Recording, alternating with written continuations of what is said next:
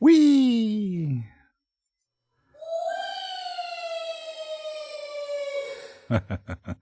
Eddie! Bonsoir. Milo?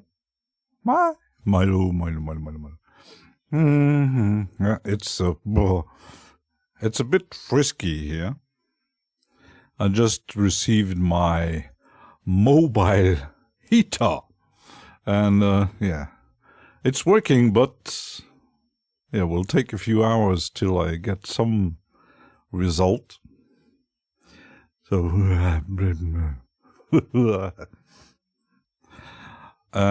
Friday they will come trying to repair my heater, but I seriously doubt that it will work. But, yeah, let's see. I was thinking maybe do something different and restart things. Make some beats here. Let's see if the audio is working.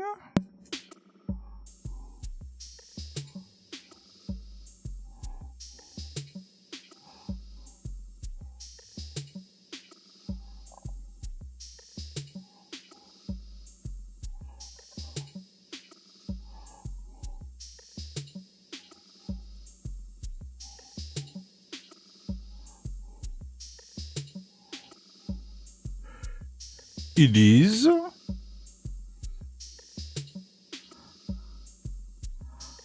Eddie Sonic, you got a new toy.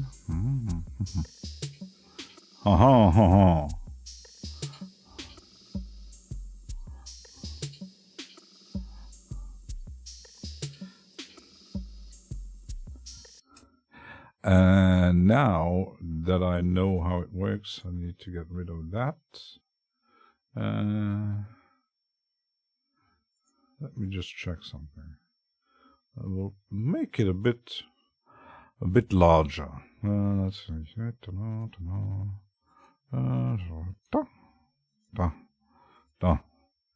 So I see which track to put on record.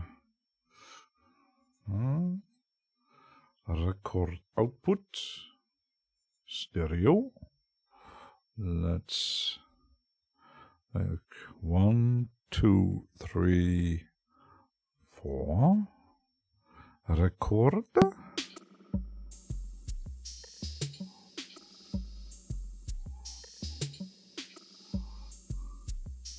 Little key with MIDI sans fil. Ouh. T'as encore de la place? J'espère.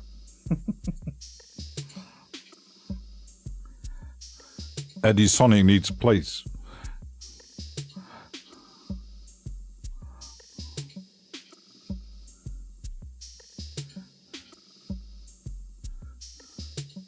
Seriously.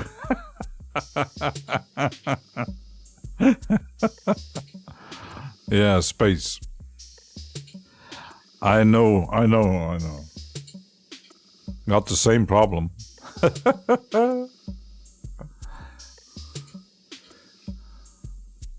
I don't even have space to put my laptop here. Just sitting there. Oh. I need a bigger room. A bigger house. A castle. Un petit château dans la campagne.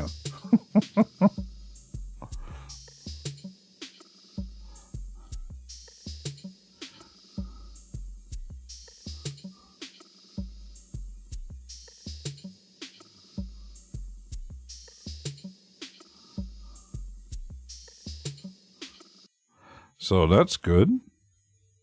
So let's do another 1, 2, 3, 4. And let's change the things a bit.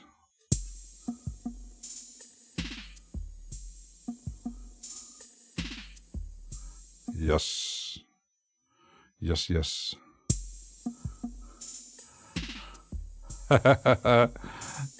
Oui, à la retraite.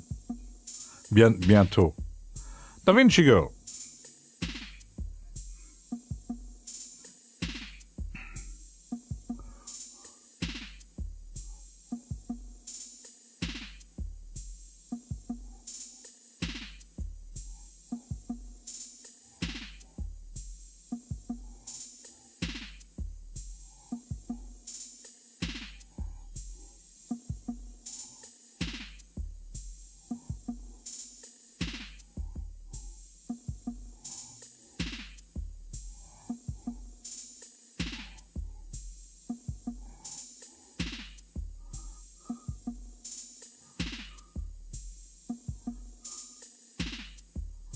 No worries. We do like lurkers too.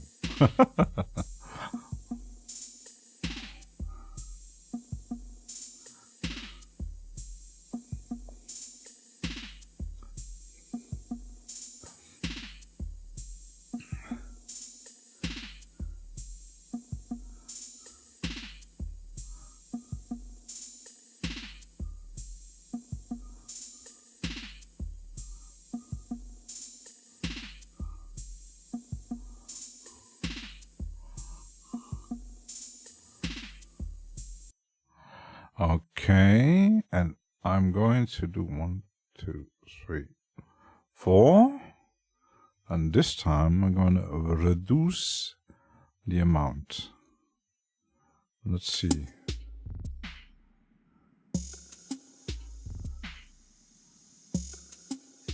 Yes, and that.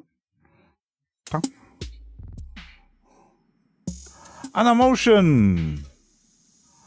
Oh, an emotion is speaking français.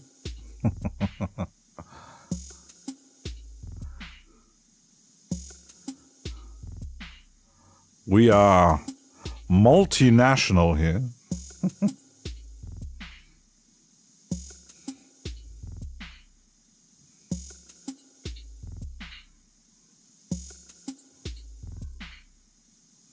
Even my desk is cold.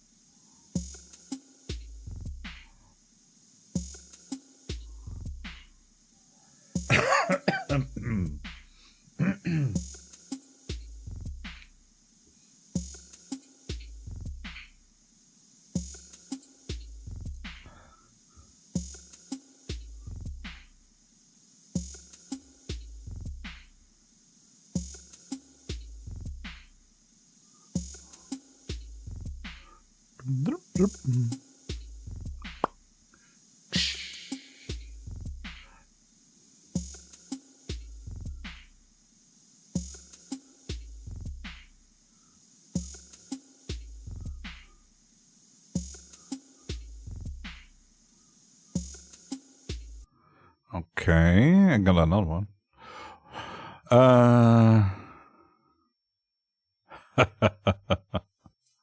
Yeah, I was a bit stressed. I have to change something with my heater. Just a moment.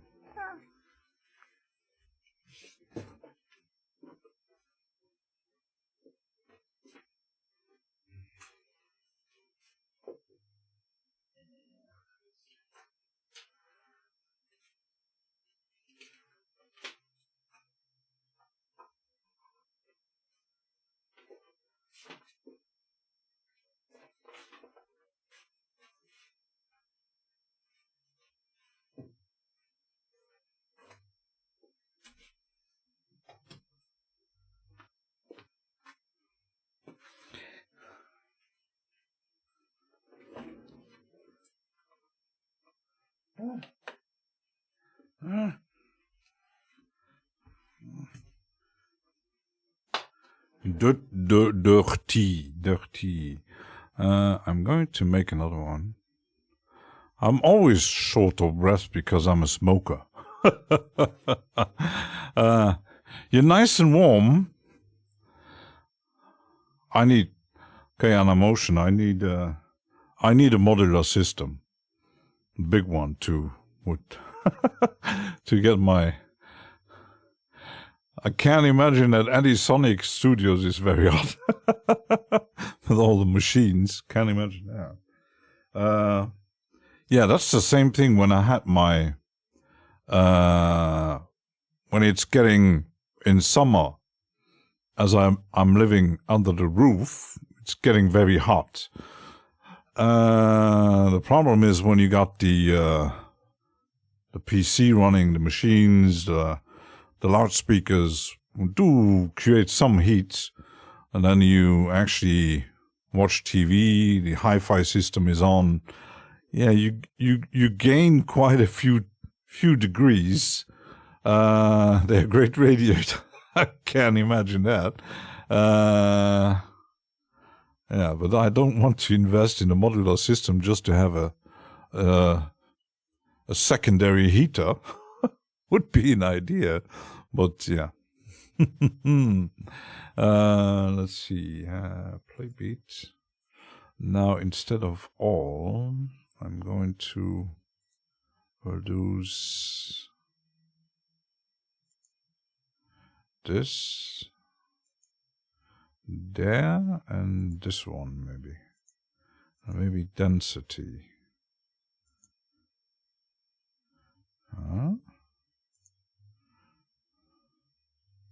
Could change the pitch a bit. I don't know. How does that sound?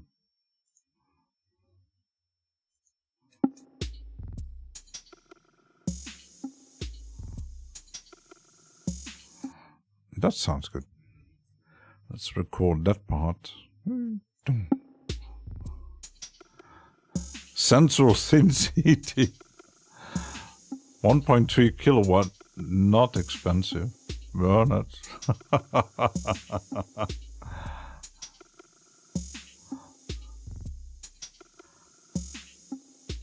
No radios are just sins. Yeah.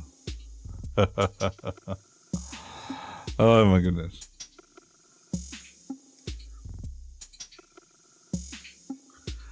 Yeah, this, when you're talking about that, I did see wouldn't say meme, but something comic, funny. It was a picture where people were around, I would say, an amplifier system for guitars, and it said before there was central heating invented, they had tube amps. So it is sitting around the amplifier.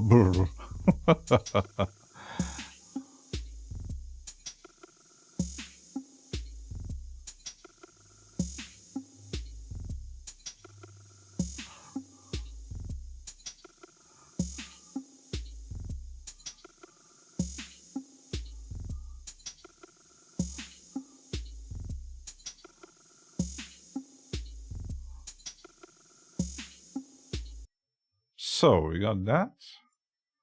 Okay. So we're gonna solve some beats. I'm going to deactivate the play beat. What do I make? I'm going to add, let's see. And I'm going to add another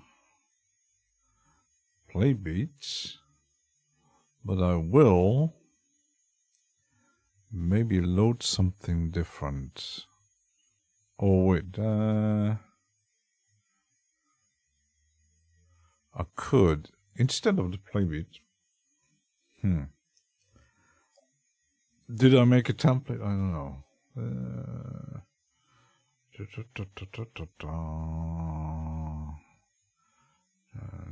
On short play beat.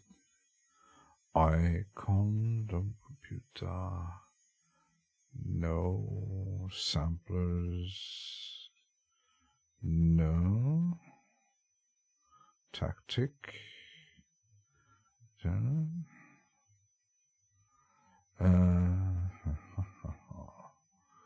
Bloom palette object. Oh, could actually use that one. Let's see.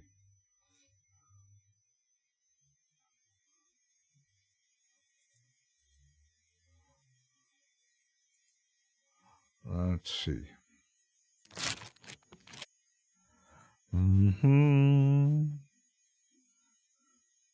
Percussive. Let's connect my MIDI here.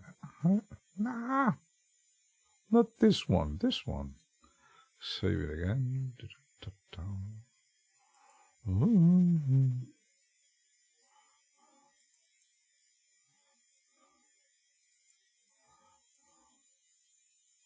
I still need the other Bloom stuff.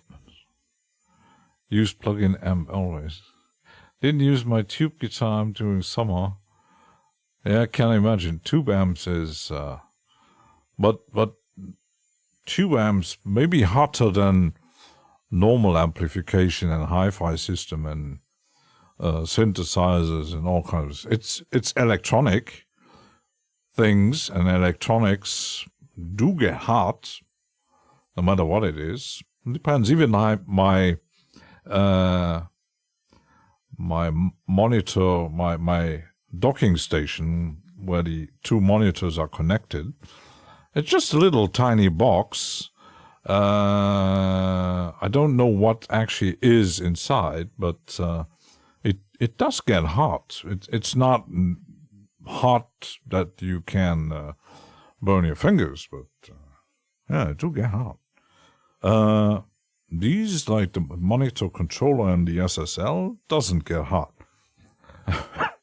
Depends on what is built in. If there's transistors and what kind of... The thing is, this one is, I think, is 9 volts or 12. So it's not a huge load of power. And the SSL is USB powered. That means 5 volts. So it doesn't get hot. But everything above, like 24 volts, but then everything 110 and our standard 220 volts. Yeah, those things can get quite hot. So, and when it's hot outside, that's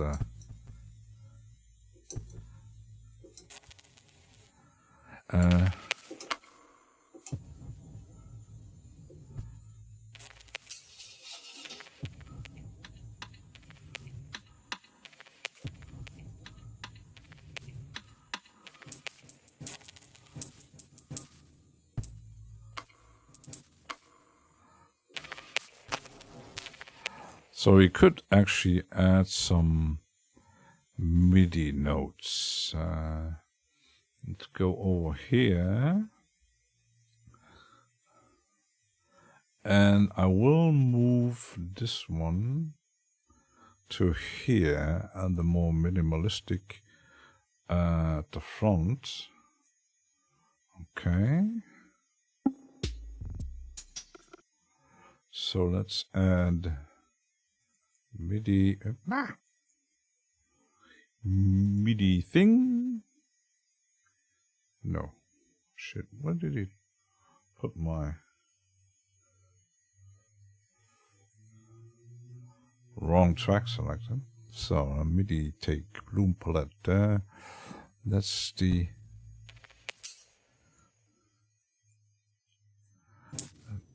That's this one. Okay.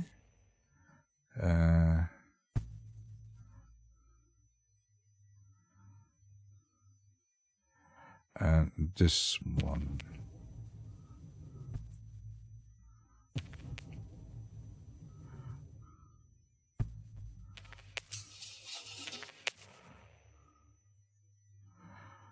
That would be like...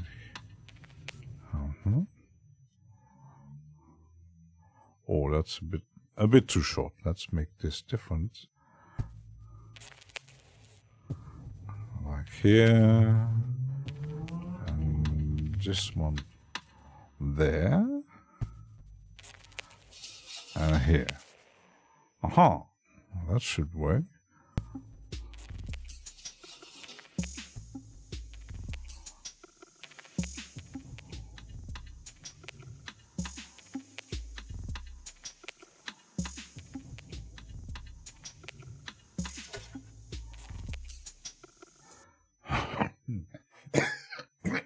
Sorry. Maybe doesn't sound good with the preset.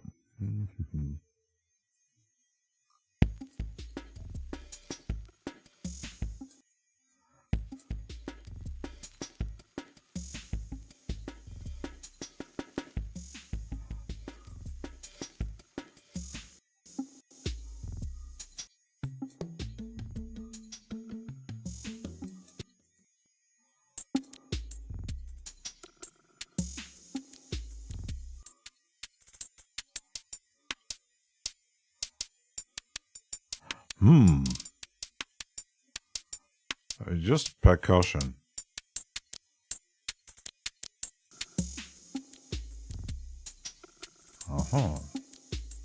What else do we got?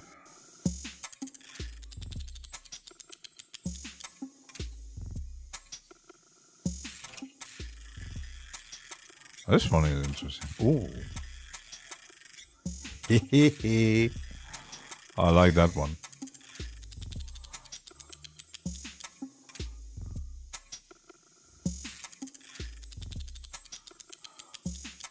I could even use 2 instances, so I'm gonna leave those, duplicate those here.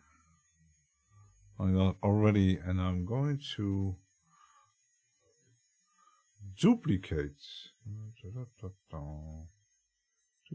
tracks.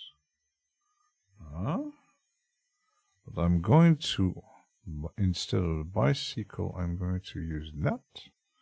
How does that sound?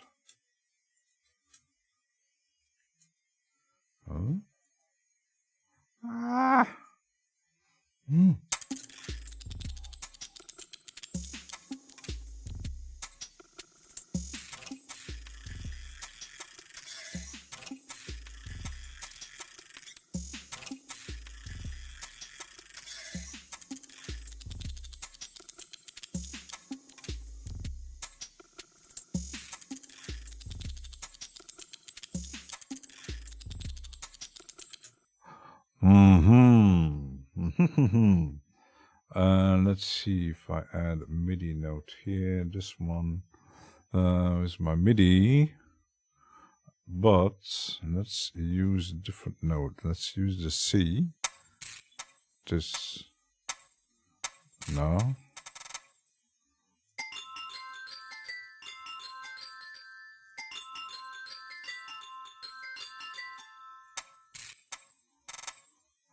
This one.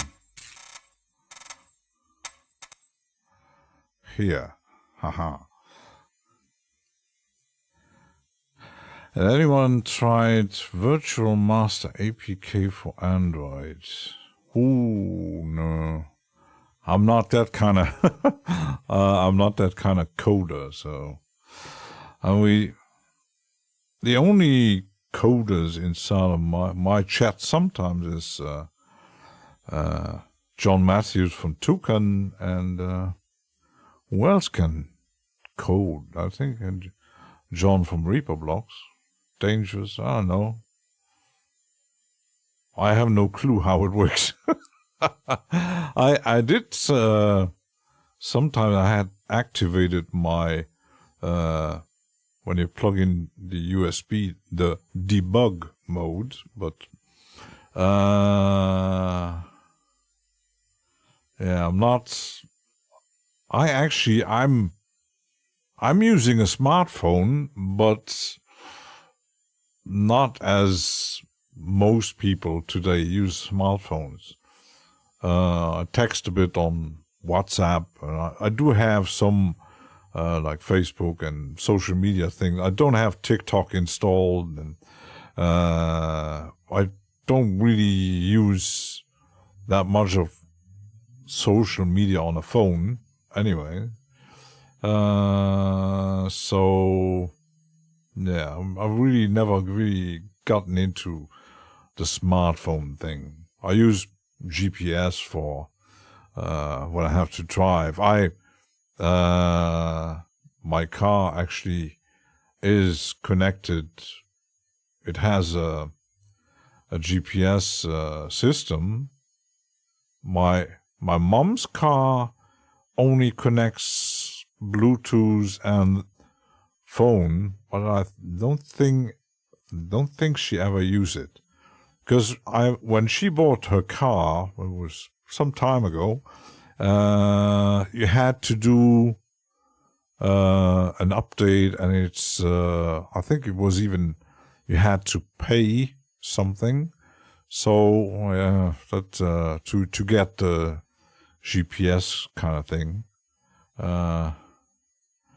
Yeah, when you imagine, actually, back in the days, I never needed GPS to drive. But these days, it's pretty much sometimes the only problem I still planning on at some point I need a new phone, and I have to check. My problem is I have a very basic subscription, and I do have access to internet and mobile data when I'm in Belgium, around Europe, normally due to my contract. But apparently it's not working. Every time I cross the border, no matter what, in Germany, Belgium, I had multiple times after like 10, 20 kilometers over the border, it doesn't switch the system, and I don't know why. I tried multiple times. I even tried to find a solution online. It doesn't switch. So my mobile internet, even though the roaming data is engaged in the phone, it doesn't switch. So, I don't know why it's do that. So the problem is I set up like I want to drive somewhere. Like last time I was driving to Brussels to pick up my mom from the airport. And I'm not used to drive to Brussels. I hate actually driving to Brussels. It's a nightmare. So I did put where to go and all this stuff.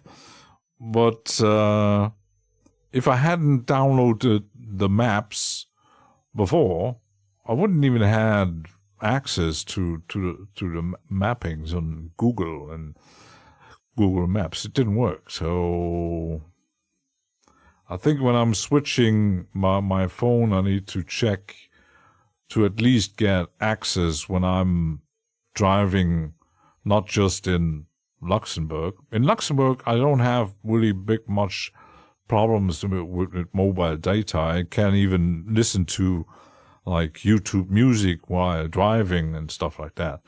But once I'm in Germany, Belgium, France, no matter what, doesn't work. It doesn't switch. So I don't get mobile data input. I don't know. Very, very strange. So, listening to your live streams in the car. Don't make accidents.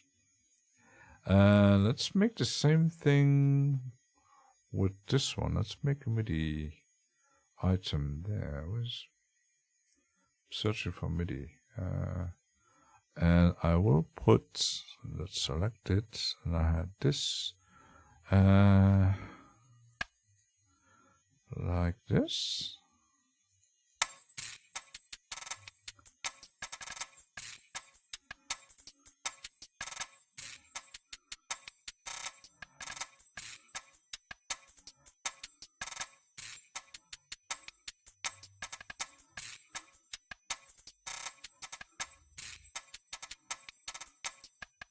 Yes, and now, just to fill up here, let's reactivate my play bit, and I just want here play bit, and I just want to, let's clear that. Where was it?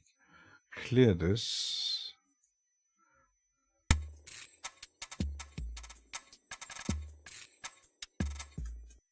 And let's record that.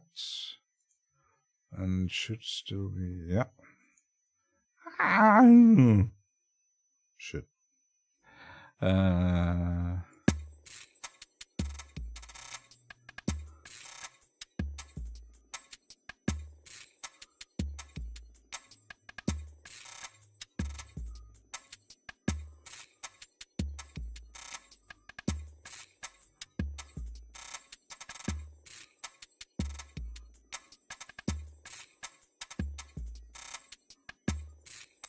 Haha! Reaper bitcoins for day. Wish you had loads of money, yeah. Yeah, money. If you have too much money, you buy stupid things. If you don't have enough money, you kind of would say you're fucked. Yeah, it's a sad thing actually that we all need money for something, even just for food. We need money. So, I'm going to use instead of I'll reactivate it again, but I will change the beat a bit. So now let's record it again.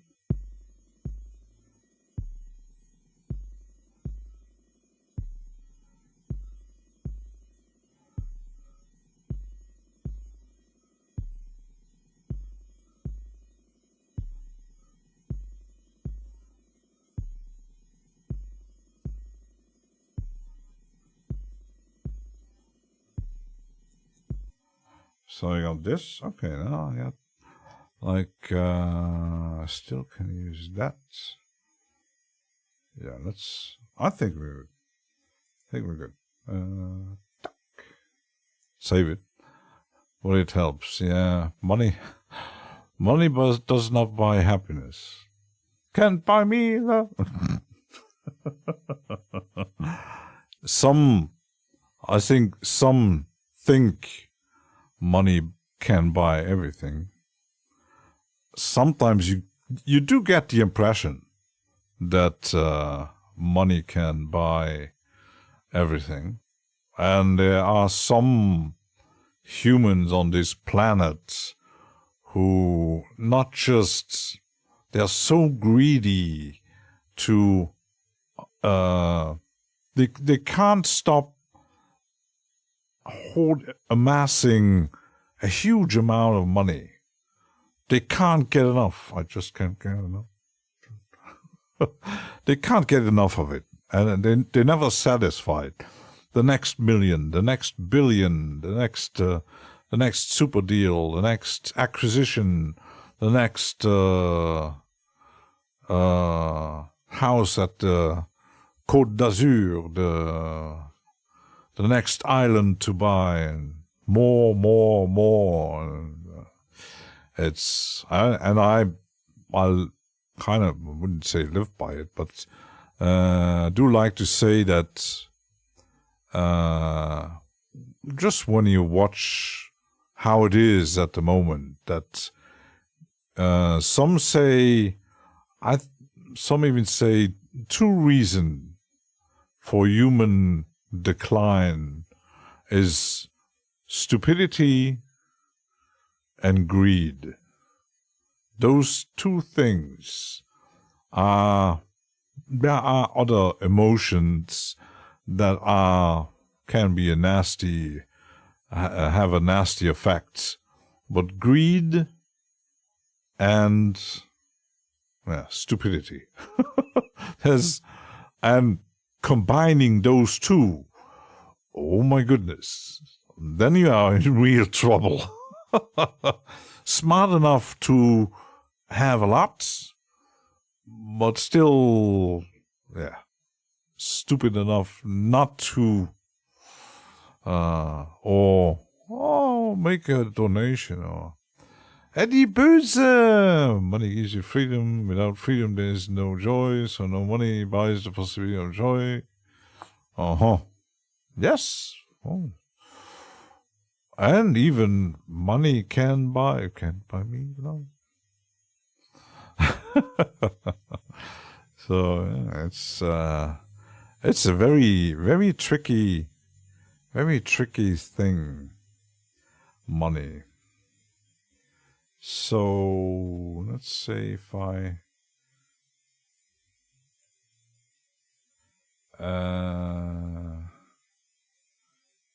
will make, let's see, I will make a new MIDI item here and change it a bit.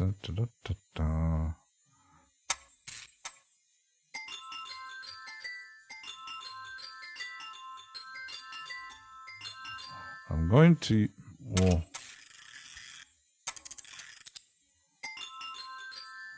let's use that one here.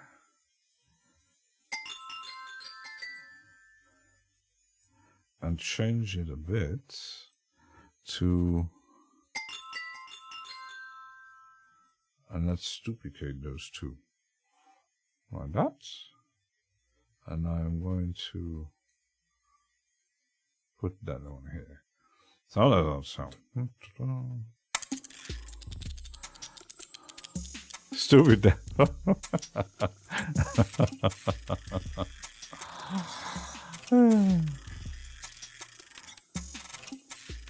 Yeah, but I'm not sure if some of these very rich people, they, from the outside you think they're happy, but not so sure if they are really, really happy. I don't know. They might, but not so sure about it. So Eddie Sonic is dancing salsa. Samba do Brasil. Olha, olha.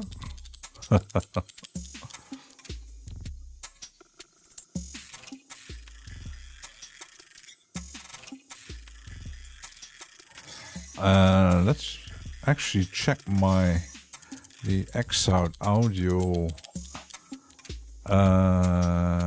Where is it? My folder here. X-out audio. So we got the alloy, vocal ether, synths, palette object drum machine. I don't have, let's see. Bloom drum machine. No, let's actually, I didn't make a preset. Let's do this, and let's load the, where is it, my drum machine.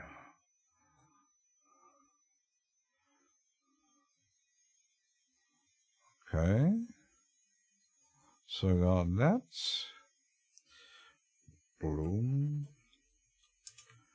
drum machine. I still missing the I don't have the breaks. Let's see, tracks, track template, drums. Bloom drum machine. Missing something. Excite audio.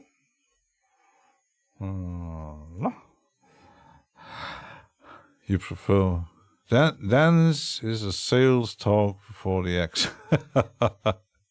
Coke and champagne, dangerous coke. So what is actually in that drum machine? Basic, classic, experimental.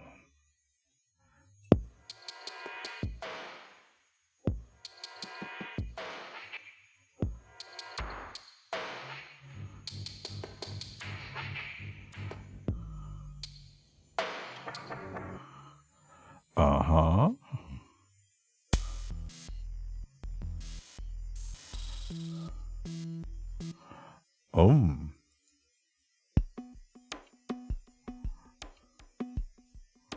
I like that one. At some point I need to really planning to get into the Excite audio stuff. I'm still collecting. They just released a new one. they keep on releasing new things. I do like Recon. I do like plugins. I do like synthesizers and drum machines that some actually are sample-based and some are actually code-based or whatever they're using. It's programmed and whatever. But I do like plugins where you can actually use samples. And I was really happy when Excite Audio said you can load your own, and that makes them very interesting, at least for me, because there are others. I know that using your own stuff in more complicated things, and they are different and they are far more complicated to set up, like Falcon, Contact. You could go simple like Serato Sampler. There are slicers out there also. And I wanted to demo the one from Sugar Bytes. They have it's not a drum machine, it's more like a groove box with integrated slicer. The same thing that Initial Audio has, but sadly Initial Audio slicer doesn't work well in Reaper. So I want to demo the that one from Sugar Bytes. If it's working well with Reaper, I might buy that one to actually also use not just one shots but also loops. That's really, I do like that stuff. MPC 1 sample score, wave states, sample electron tone work. Oh, hardware.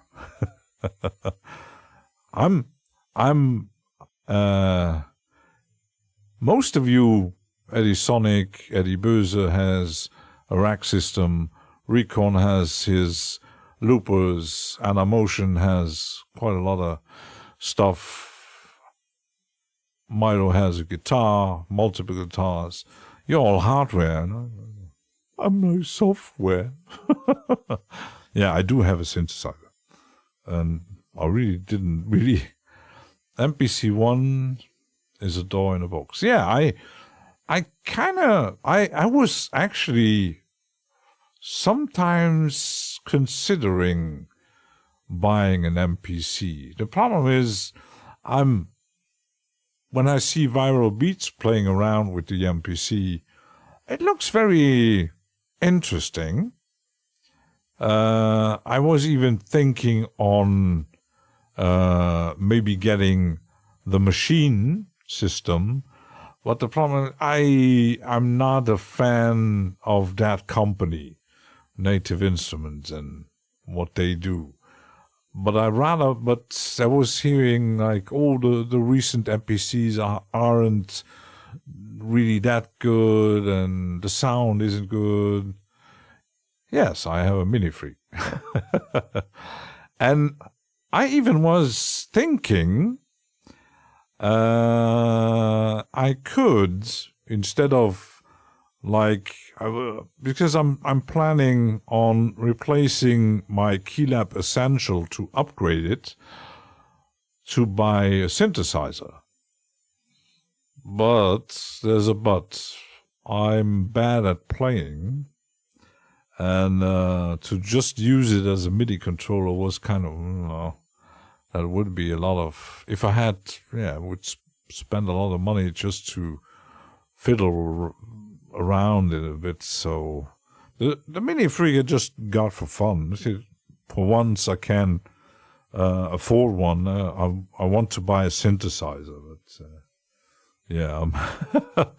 But I have a machine. It's not the same like MPC one. Yeah, they're kind of, but still different. The MPC is still, it's all the Kai stuff is built for a certain mindset, a certain sound, a certain way of producing. And recently someone actually made a plugin where you had they rebuilt an older MPC as a plugin, where you could actually use a MIDI controller to kind of had an MPC feel. That was interesting. I didn't really check the plugin itself. I just saw a video about it. Oh, the idea is interesting, but it was a very old Akai MPC model, so it was like the retro sound. Sometimes you look more convenient MPC. They also, of course, come with many diving. Yeah, that's another thing. And the problem is also space. Because I was thinking, if I buy something like an MPC, where to put it? I could, if I now, instead of buying a laptop, or place a laptop somewhere else, problem is I don't know where, I could maybe fit the laptop, like if I can find something to put it in front of the desk or something, I would have a bit of space around here on the right side to use the MPC with a stand and something like I did with the Mini Freak, the Micro Freak. But yeah, I'm still thinking about it. As I'm so used with software, I might still stick. Because I do have an I have an MPD. It's actually my first MIDI controller I bought. An MPD 218. It had even the software. Why was Reaper now crashing? What the heck? My Reaper crashed. Why was he doing that?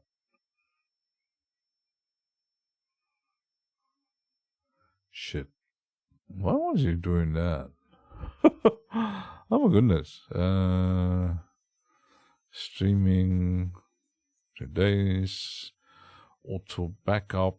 The last one is like 46. Damn. What the heck happened here? Yeah, great before.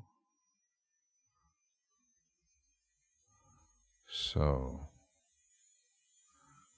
will it start?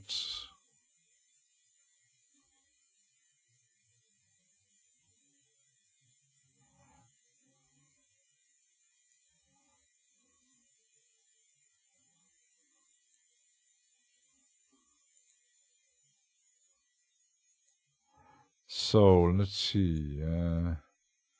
Save project as.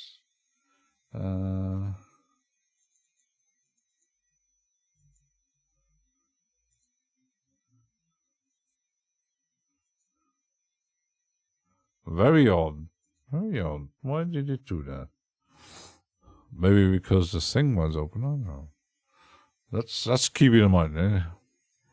The Ripper would say was finished.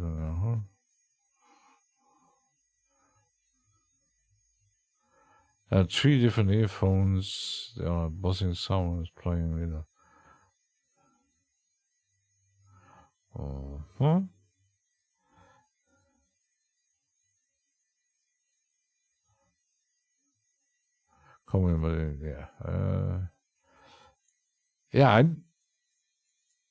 If I would do like really hardware-based things, but the thing is, I'm not very, I wouldn't say to a specific style of music or style of playing. I do like experiments a lot, trying different things, and with hardware, you see, at least my personal preference is it's a bit more limited, except like modular systems, maybe but it's some like the hardware, the touching the buttons and the playing around and all that stuff. I'm not that kind of person. I like my software, less clutter around, less space, and I thought about hardware, but limitation breeds creativity. Yes, of course. So, because when I see people doing the hardware jams, there are so many just with one machine. They have like one Textron or one sampler or one little synthesizer or a very small Eurorack system with a mini control, and that's it. Or like the other one who does a lot of dub techno stuff. Has a big box, but most of it's multiple version of the same thing, and it just uses that. You don't need. Some people think you need a gigantic system like Rick Wakeman, but we also got Eddie Sonic, who has a gigantic castle of synthesizers, samplers, and modules, and also software. But that's more, I would think that's accumulation over the years, because even if you start like Crazy Wabbit, who is at the point even selling stuff to reduce even more, to get even more minimalistic, it's also a way of thinking. It's like I was really totally into that sound, the techno sounds, the minimalistic techno sound of Cologne in Germany, with labels like Compact, with people like when was it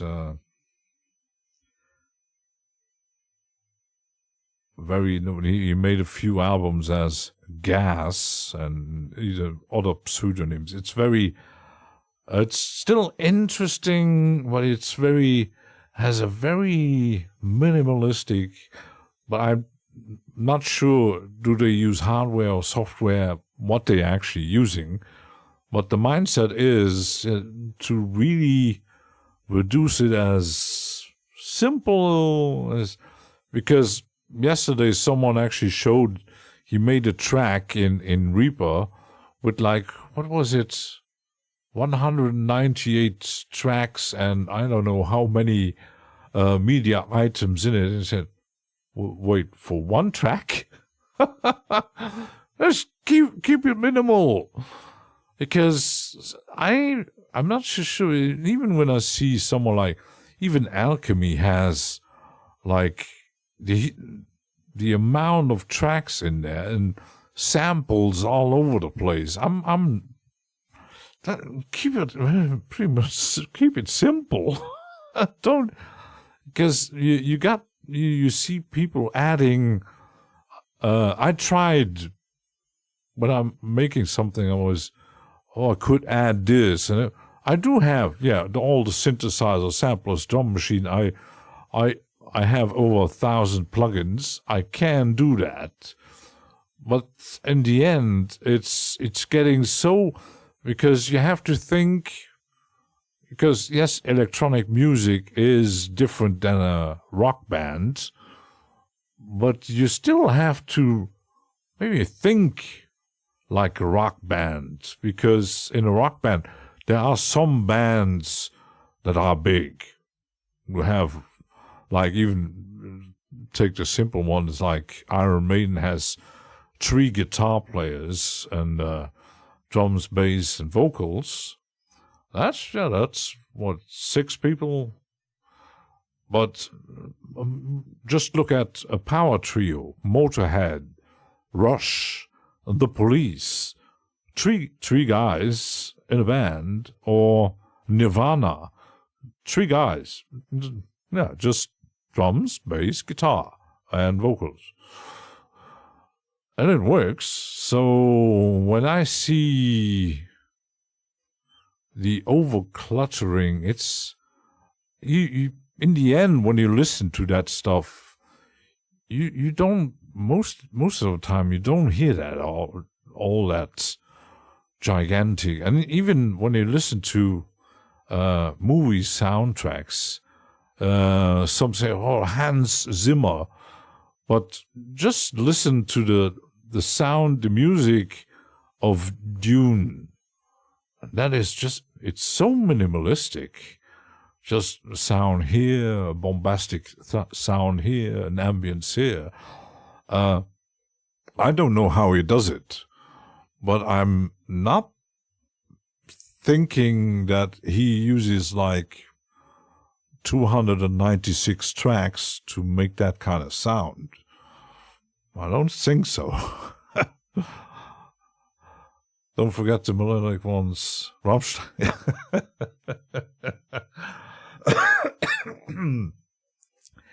Yeah, because when you're trying to deconstruct most songs and tracks and whatever it is, even progressive rock, it's still, there's melodics, there's time changes, but the basis is still the same thing.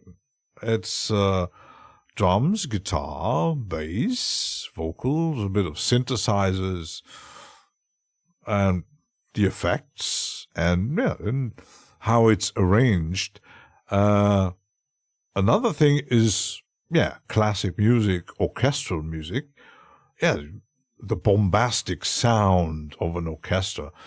But you also can reduce it like chamber music or piano ambient with just one piano, a lot of effects.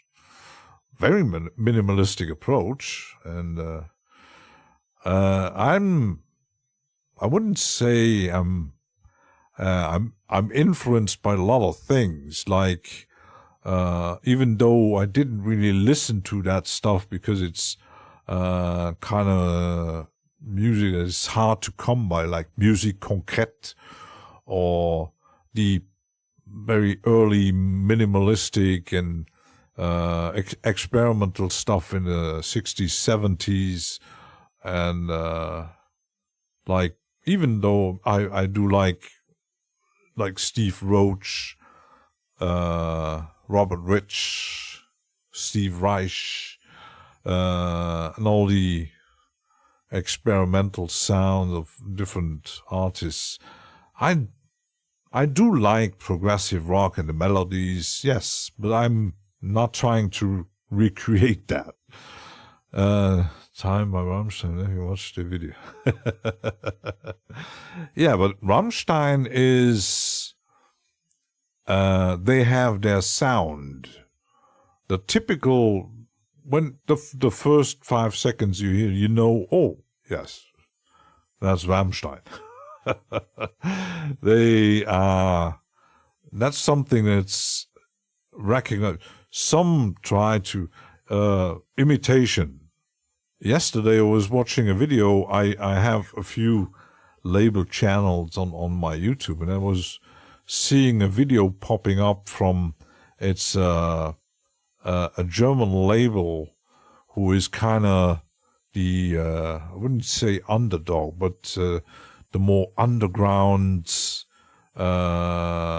label for black metal, pagan, experimental, folk metal, all that kind of stuff. Very, very special. And they had put out a video from a project.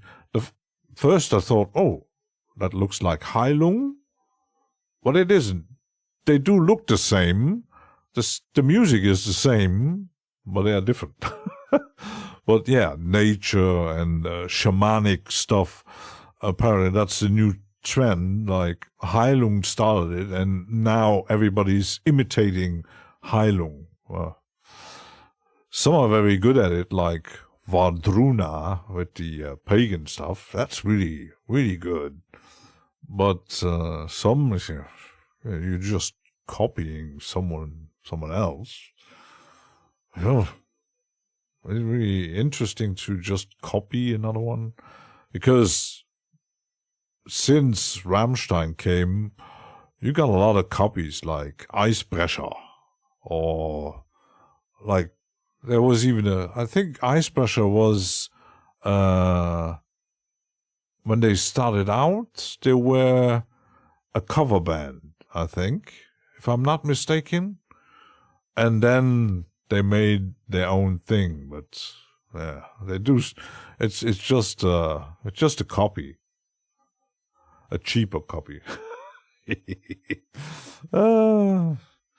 So okay, let's save it. I wonder why that thing broke down. The stream is still running. Stream is still excellent. It says my thing here. Is it? Else is good, excellent. Yeah, Heilung is something.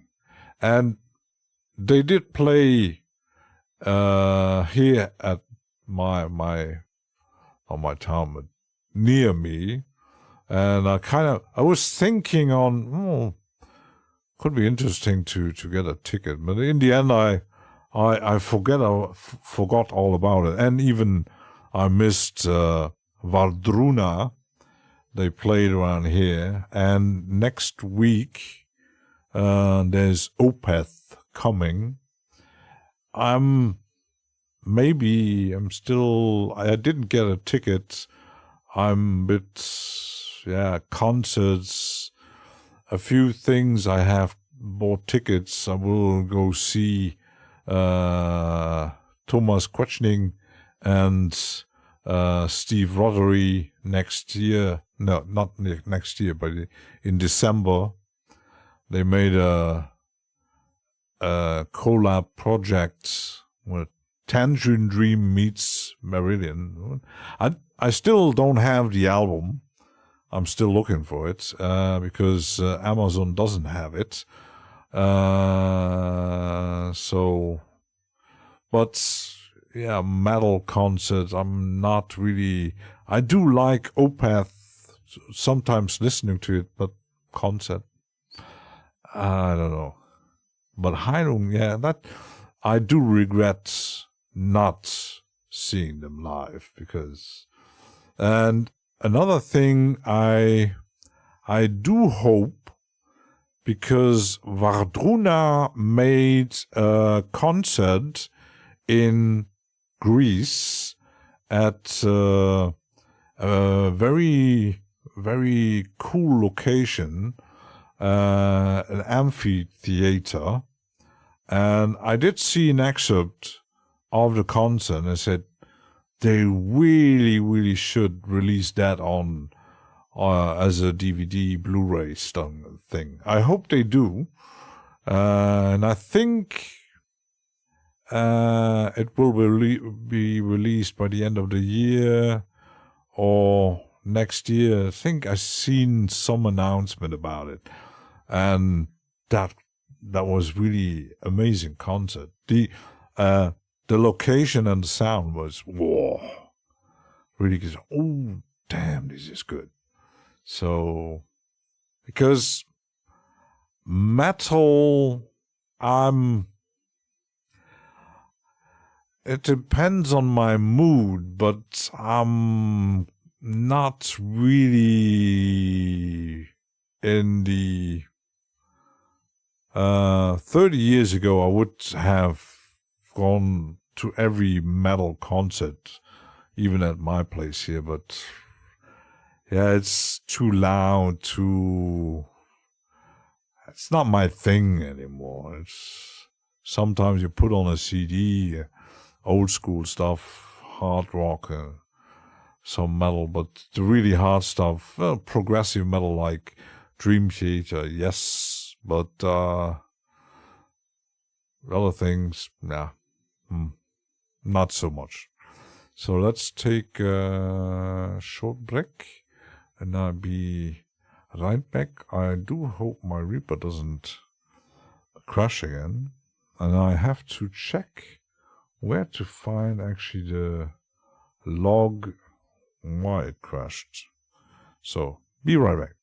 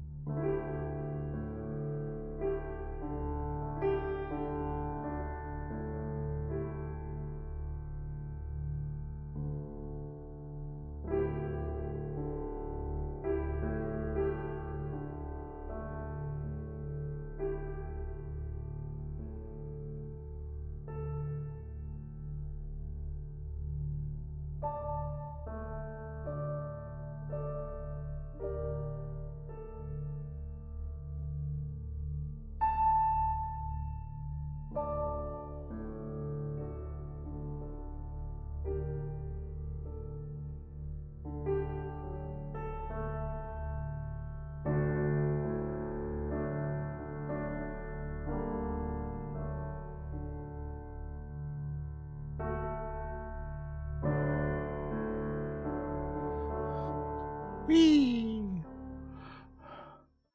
20 years ago, I was totally in with interpretation. Oh my goodness. Yeah, I have a friend of mine who he was totally into Tarja. we did even see concerts. I think it was her first solo tour thing. And our motion is bye. Now it's saved. Let's take the drum machine out again.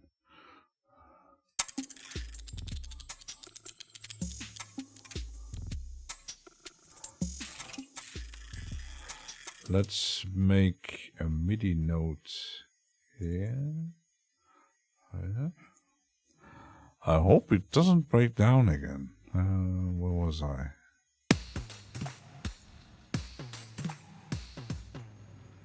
I think it changed my...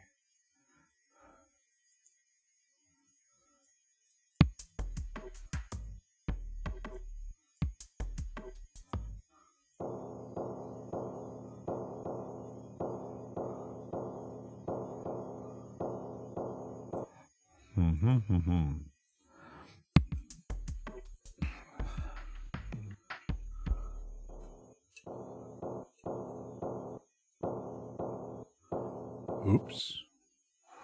No.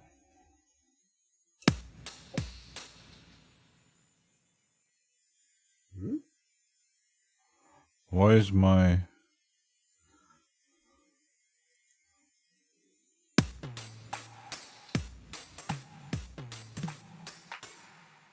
Why is my headphone down? Where's my Reaper sound gone? Yeah.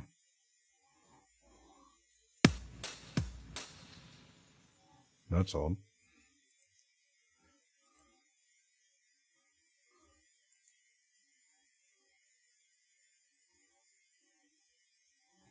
Where's my Reaper sound?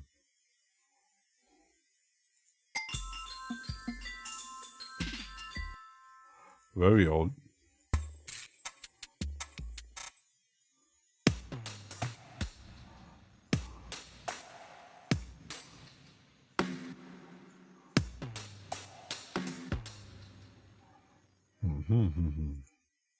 Very odd reaction here.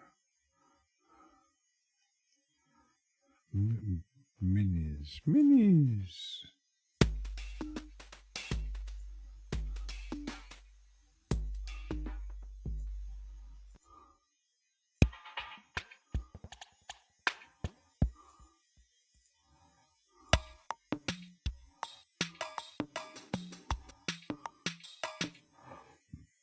Maybe if I top sets.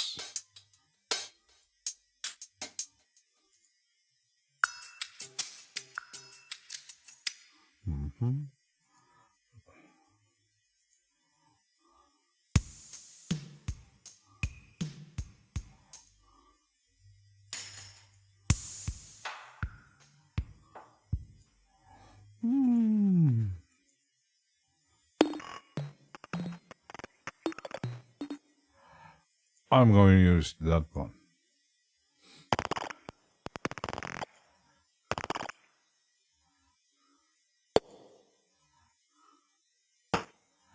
Ha ha ha.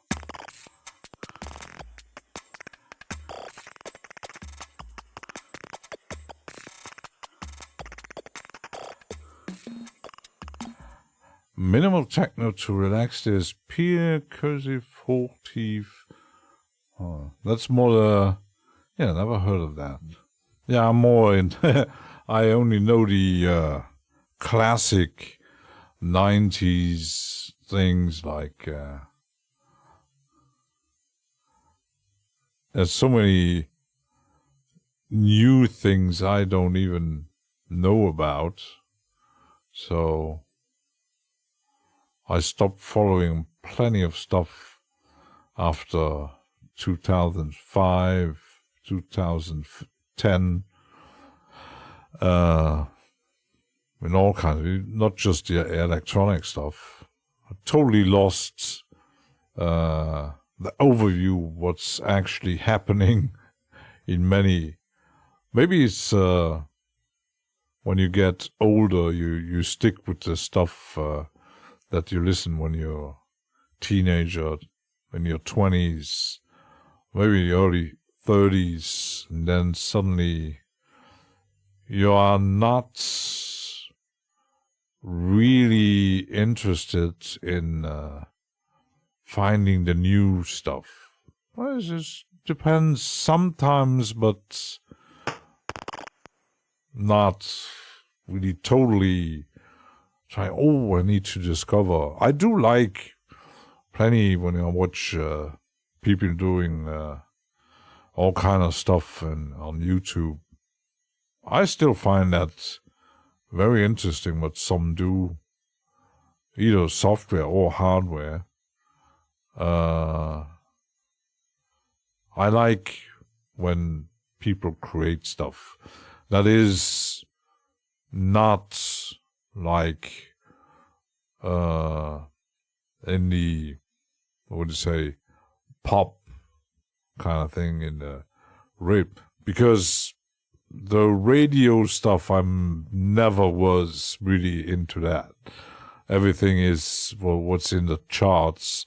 I don't listen to that kind of radio. I don't follow big name artists. I totally ignore that kind of stuff. So let's start from the beginning, save it, and I might keep that.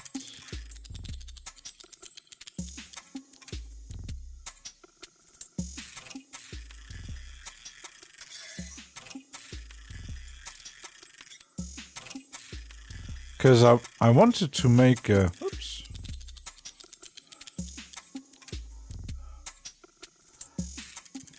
minimalistic, not too much kind of track with more beats related things, kind of like that.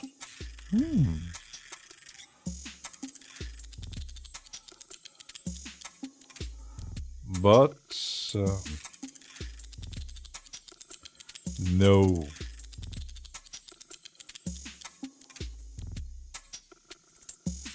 I'm hitting the wrong button. That's why it's not working. Where could I put it? Maybe on top of this one or beneath this one.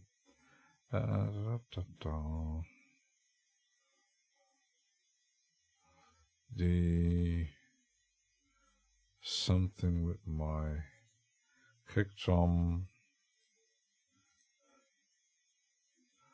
The 4 tracks.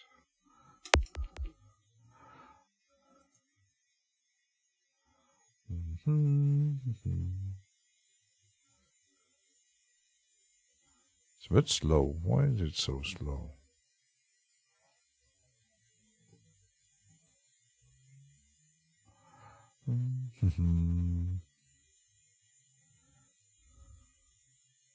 Ah, there you are.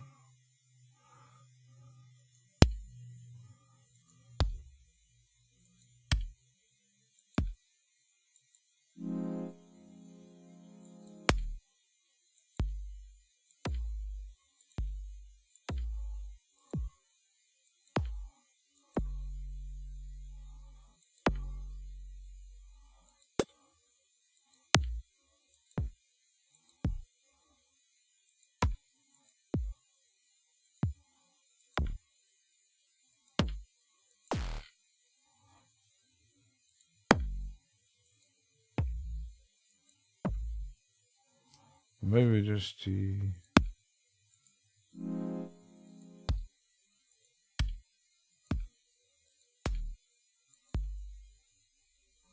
Maybe the classic here. Let's keep that one. Now we'll put it here. I could, let's add my... with new computers, you first have to turn all power saving features. Yeah, I actually my laptop is always connected to power. I don't really care. Sometimes I put it on. I get the power cord out. It's just USB powered anyway. So, but I like to keep it on and just on standby to avoid. But let's keep it very minimal here.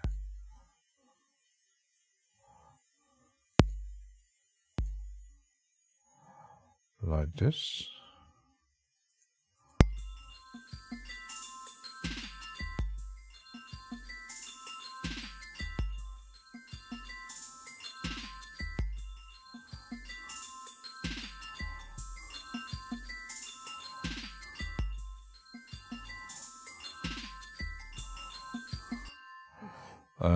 Maybe add a few more here. And one here. Biscuit! How are you doing? I liked your... Biscuit had made a track for a jam for Inky Fest. That was pretty cool.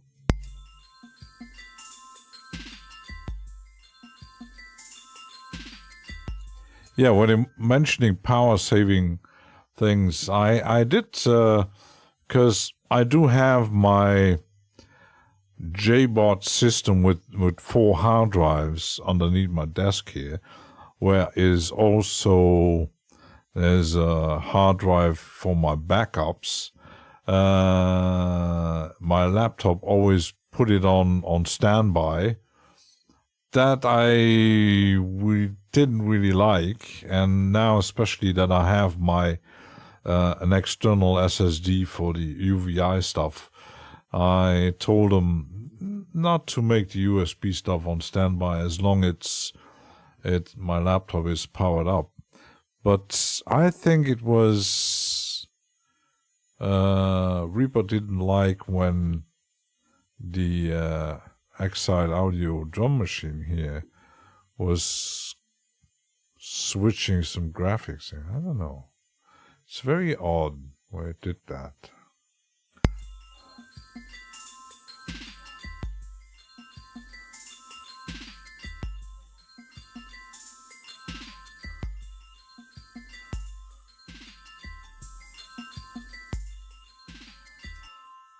So I got this. Okay, that sounds already pretty interesting. If I do, I could, let's see, if I do a boss and reroute them, and then what should we place around here? Something.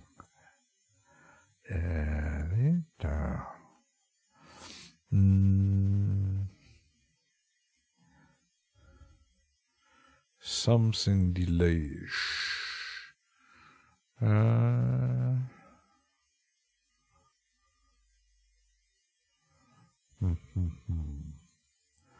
Not. Oh, let's use the breeze one here.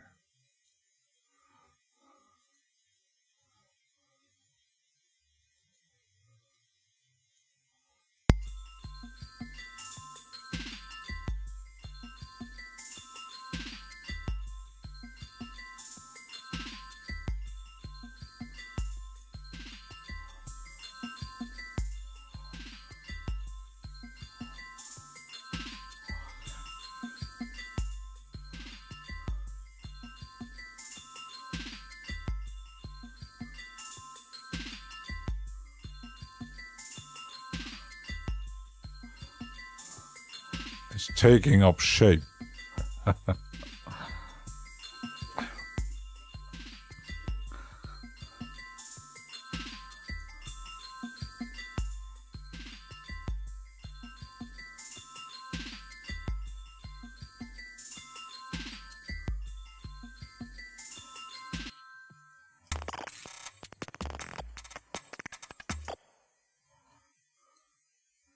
Let's duplicate those on here.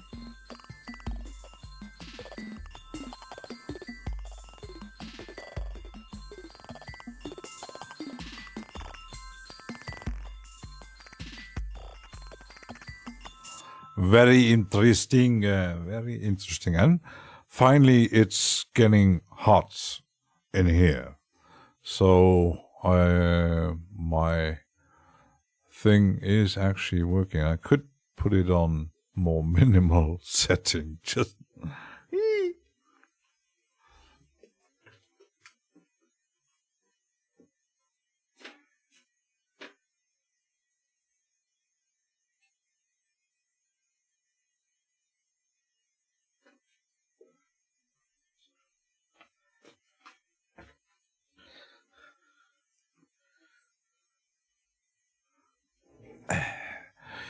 I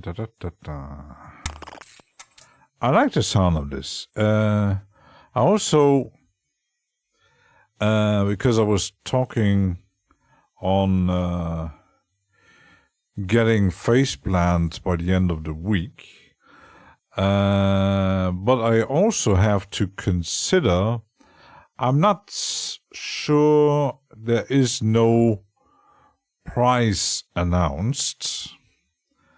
Maybe, but I have to check actually at Dawson, because contrast.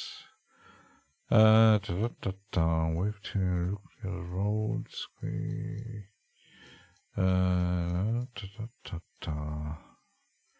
Because the release date should be by starting October. I think on the Discord it says on the 3rd, I think, but there is no price. I know most of the Dawson plugins are not very cheap, but actually, is there a price? Yeah, because when you look at it, it's on sale though. Like Myth is 107. Novum. Yeah, most of them are at normal price range is 100 and Cult is a bit cheaper, 129. Then the effects, I think it will be the same price as the others. Maybe the intro price will be around 100, probably. But there's no price announcement yet. So I do like Dawson, but depending on the price, I might wait on a sale to avoid spending too much money. Because the sale on the face plan is around almost 90 €, and I also want maybe I'm not 100% sure, but there's some stuff from Eventide, but there I'm a bit hesitating to really you saw them cheap in a shop, either terminal give for music. You mean the Dawson plugins? Yeah, at his own sites, they are still, at the moment, they are on sale. But for contrast, the new wavetable synth, there is no price yet announced. And there are sometimes either sales on Traction or Plugin Boutique, so online shop. Yeah, it's still, they are on sale at the moment. For how long, I don't know. And I do know that I think for his releases, there is also, every time he releases a new one, there's an intro price most of the time. But I'm not sure how much. If it's an intro price, like would say like 100 or even 120, yeah, that might keep me hesitating to buy it right away. So I'm waiting. The problem is, I think the sale on those 2 Eventide plugins that I really like to acquire, I wouldn't say I really need them, but yeah, because I have like, let me check my folder here, because I did get the reverb. There's my Eventide folder here. So I have Black Hole, and I did get the Quadra Vox.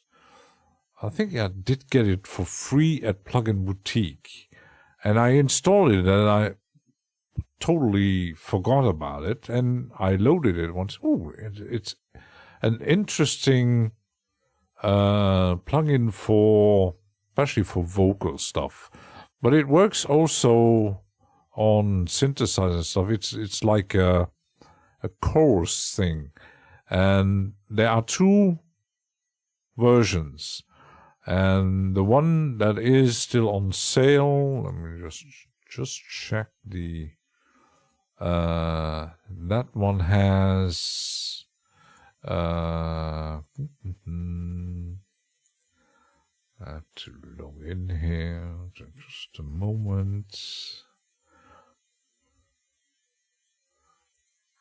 I have it on my list here. It is, where is Octavox? It's yeah, because the normal price is almost $200. So the sale at the moment is worth it. And the other one is the H3000. Do I really need them? I wouldn't say yes. I could also say just, yeah, don't buy them or wait on another sale. Because you always say, do I really need it? Can't find it now. I saw it the weekend, but I can't remember where. How cheap. Yeah, sometimes you got, the thing is, sometimes you got those special sites like audio plugin deals always had. I did buy a few things at their site, but they mostly sell contact stuff anyway. So Black Friday, yeah. So that is some, and I'm still waiting on if Arturia will finally release an update on the new effects. There is no announcement. They just had a new announcement on a reduced the V Collection intro for people that don't have the V Collection. So they make, I think it's cheaper than getting the full package. But for the effects, they released 2 new ones, and I'm still, because I didn't buy them, because I was thinking it would be cheaper to just update the effects collection when it actually comes out. But it might be a thing for next year, probably. So, yeah, and Faceplant, I think that one I will get anyway, and then reactivate my Kiloheart subscription to get the access to the presets, and then next year grabbing the 2 effects that are missing and a few presets, and that's pretty much it. They did that drum thing. You mean from...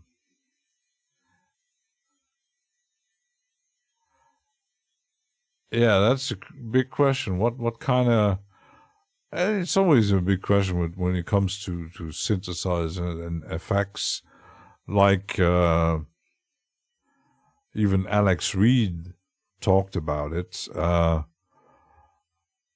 From the effects point of view, there's a huge amount of developers and companies doing the same thing. They got compressors, EQs, hardware emulations. Most of the time, one copying each other, like the same renowned copy of another famous compressor or EQ and whatever. There's not really someone who said, oh, I developed some crazy multi-effect or very crazy granular thing. The other side is just neat synths. They got the old effects side. Yeah.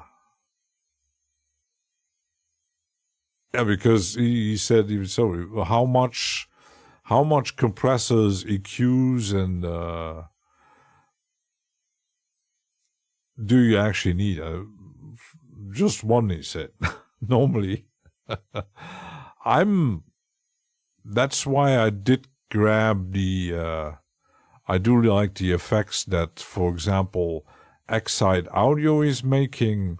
Those are really interesting, because they're innovative and different. That's why I'm still hesitating on getting these event types, because even on sale, both, that would still be $100. So, yeah, you could say, nah. I wouldn't even say, oh, why did you buy Black Hole? Because, yeah, everybody has it. But, or getting the whole thing from Valhalla, it's just delays and reverbs and... Well, you know how it is. Sometimes, like our ancestors, the collector, grab something. Want optical VCA and FET compressors, one of each, a very MU. Yeah, I must say I do have some things I bought. You wonder, okay, why do you need those? Like, yeah. And actually, kind of glad that I don't totally invest in hardware emulations anyway. At some point I had these from IK Multimedia, the Mixbox and the T-Rex. I didn't even upgrade them. That's pretty much the only hardware emulation things I have. The rest hardware looking is some of the SSL. The rest is the more crazy.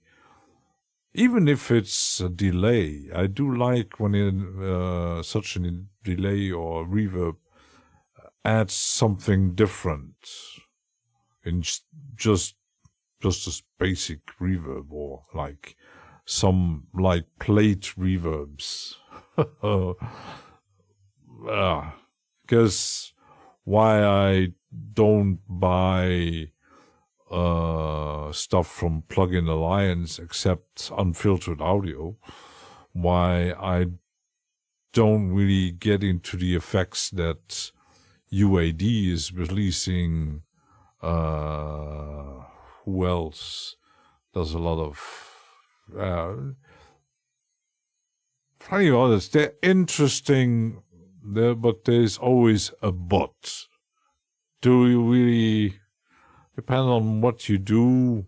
That's why I stick with the creative ones. At some brands kind of regret getting into collecting some of it, like Hornet. Nothing really creative about those. Of course, Devious Machines, those I really like. Who else? Cable Guys, of course. And who else does Audio Damage? Not everything.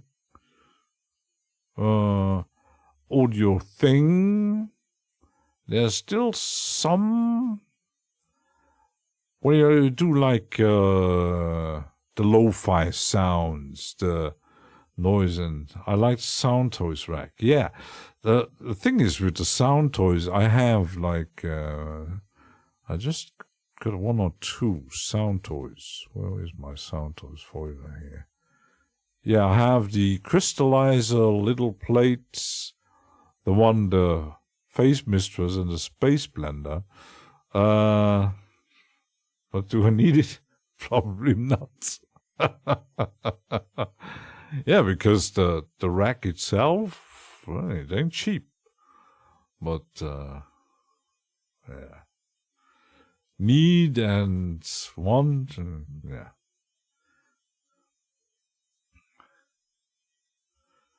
Yeah, the same goes for Eventide. Eventide, I actually just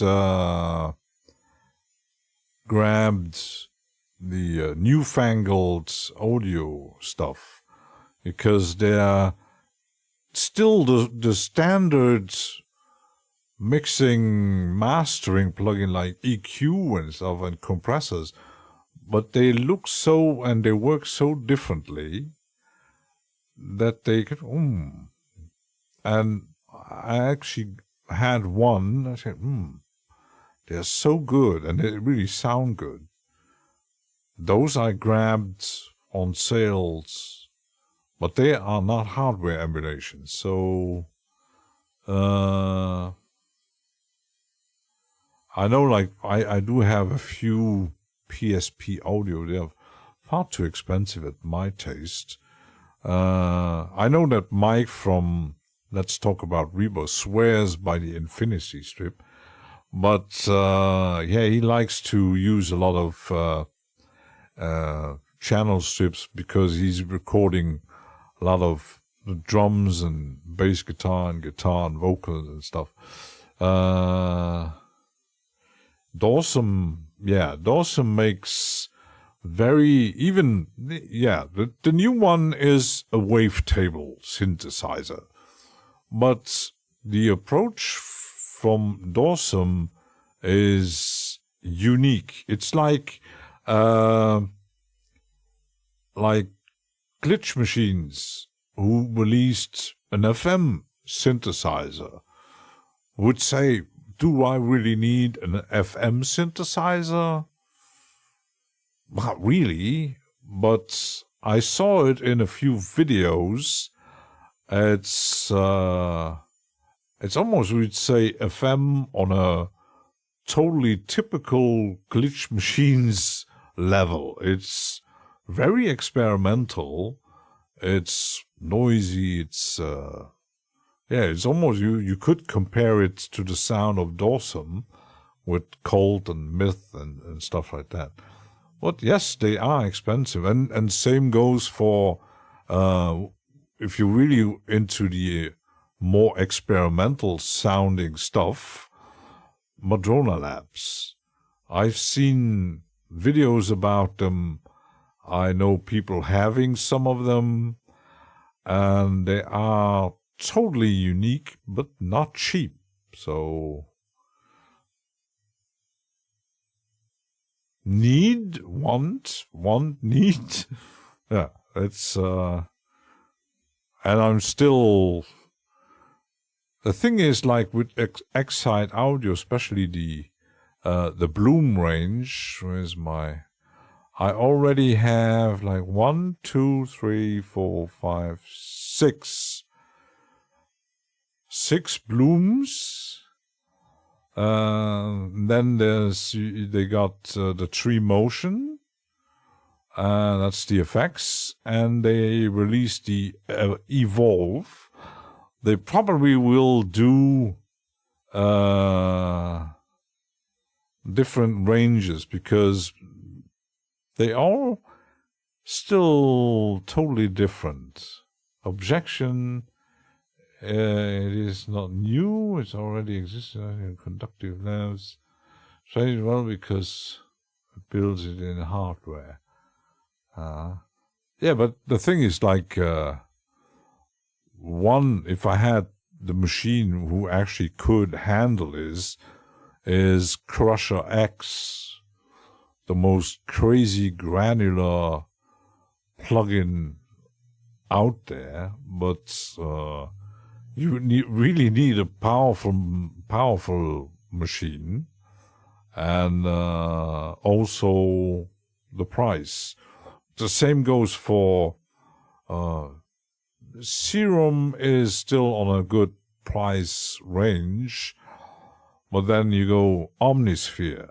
Yeah.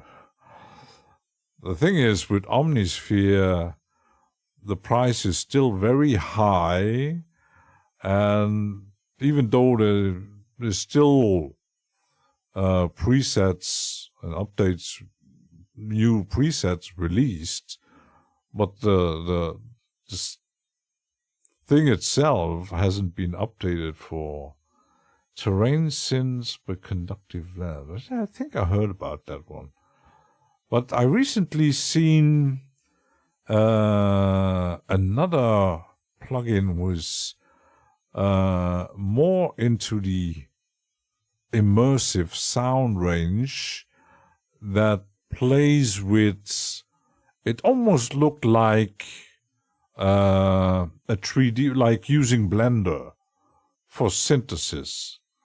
That one was, I can't remember the name. I've seen a video, but that one really looks interesting. But yeah, it's more the immersive sound. I don't really, even though, yeah, I make stereo, I don't do Atmos and stuff. Why would I need a plugin that does immersive sound?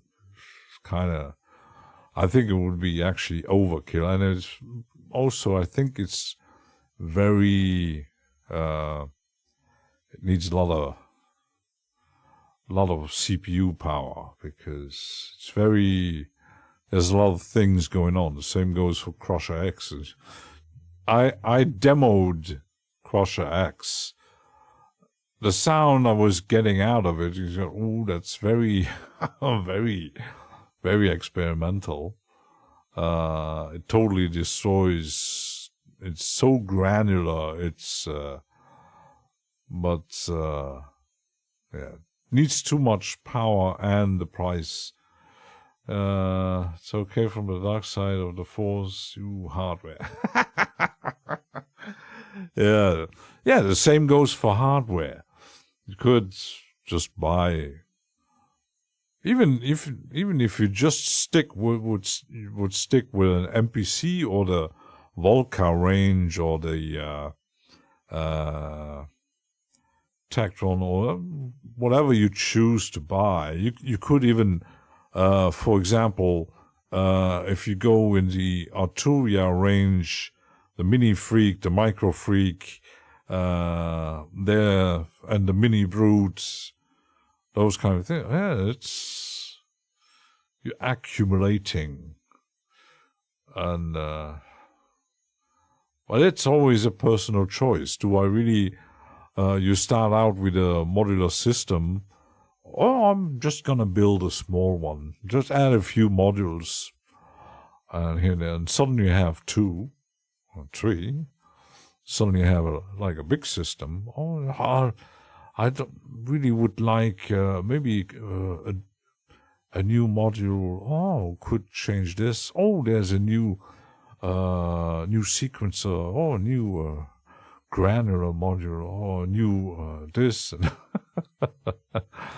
So, yeah, it's our choice to buy or not to buy, to be or not to be, to buy or not to buy. So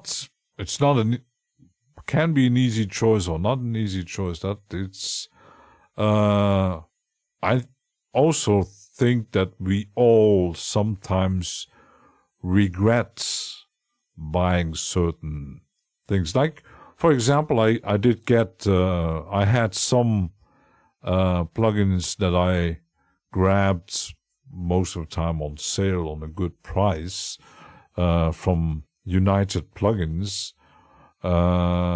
They do have quite interesting, more different plugins that are not standard plugins, but they just released the it's like a channel strip, and I said at the beginning, oh, it looks interesting, but that's kind of, it has the function inside.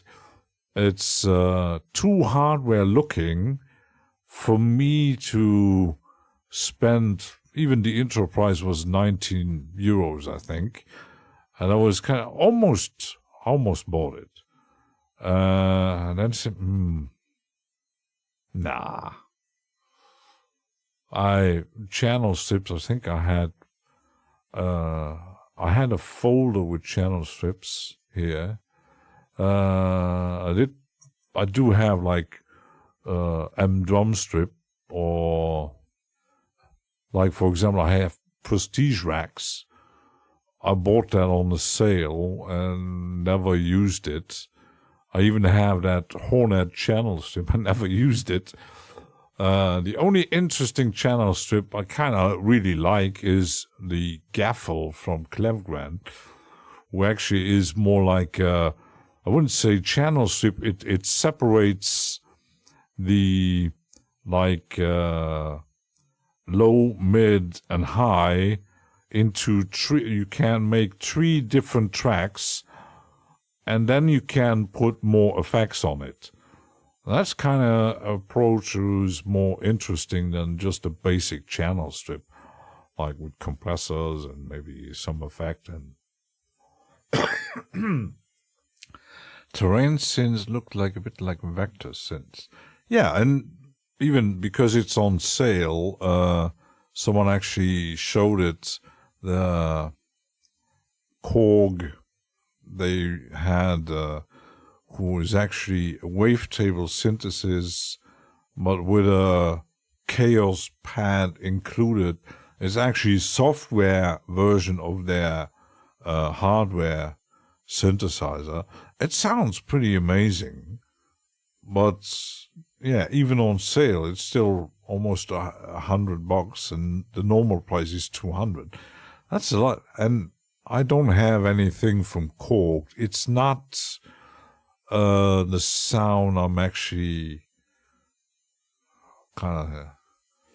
This sort of ET, I treat it. It's different. Yeah.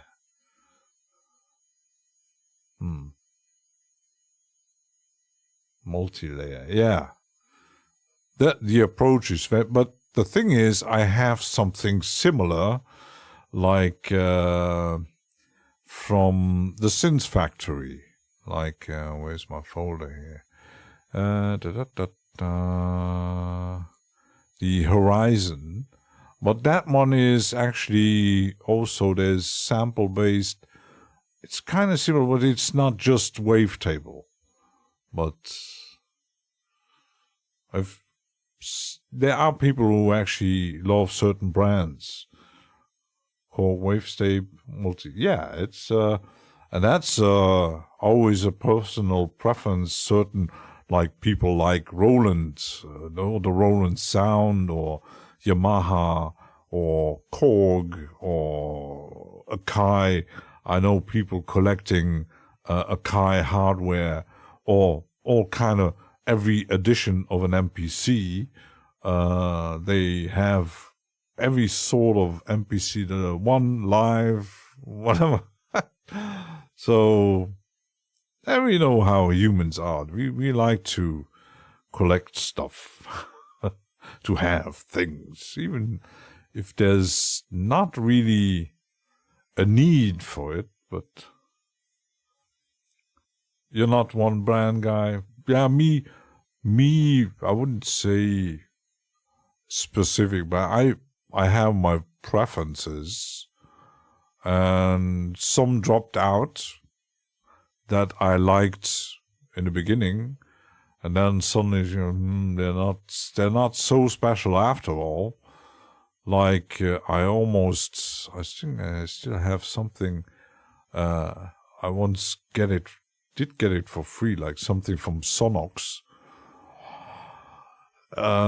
Some professionals swear by it, but I wouldn't actually buy anything because they're far too expensive for what they look like. Something made in the 90s, and wouldn't spend hundreds of euros or dollars on such a brand. And other brands totally messed up, like Ignition Audio and of course Imaginando. Sorry.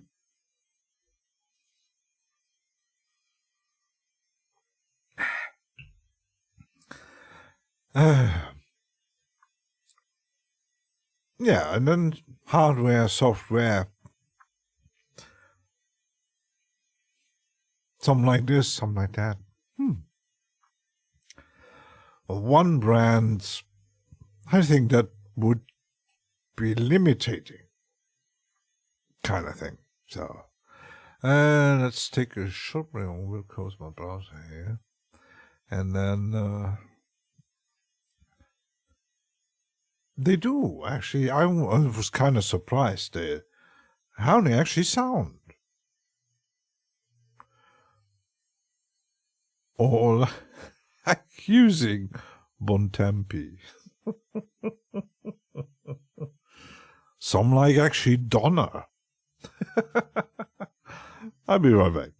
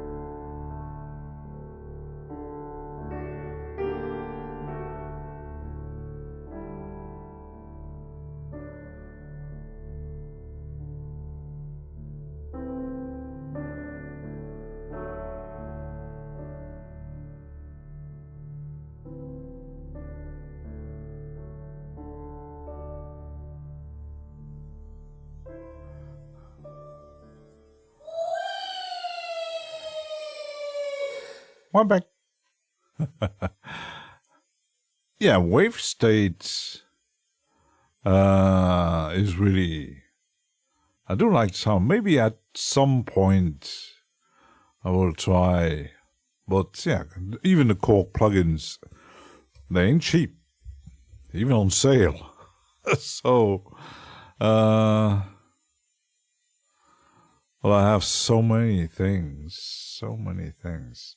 So I got my drums. I might want to add something.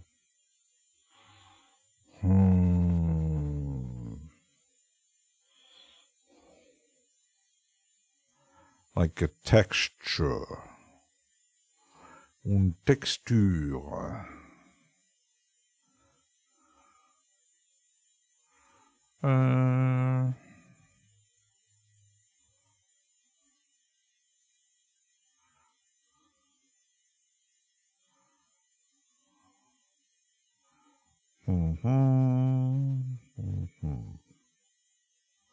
What has a good texture? I didn't make a template. Let's add my starters. I might need to, oops, there, and also want to change the meters here.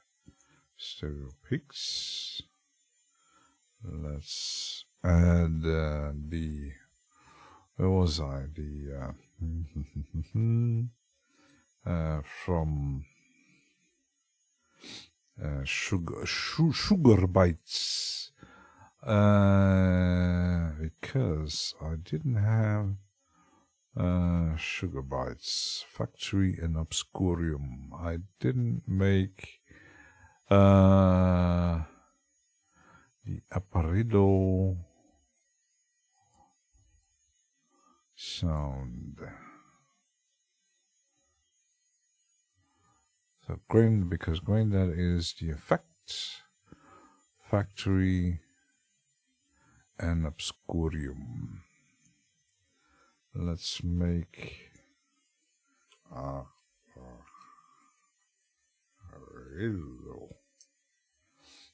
Save that.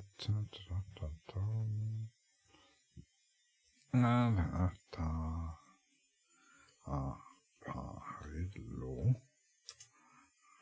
Sugar bites. Tack.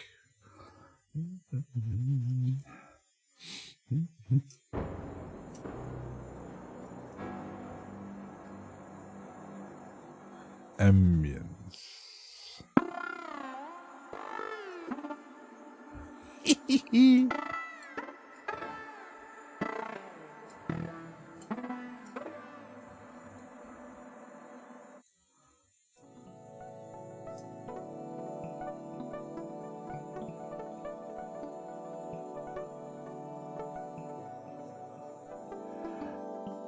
Mr. Nielsen, Chris, how you doing? Well, I don't know how you two fucked up their own chat.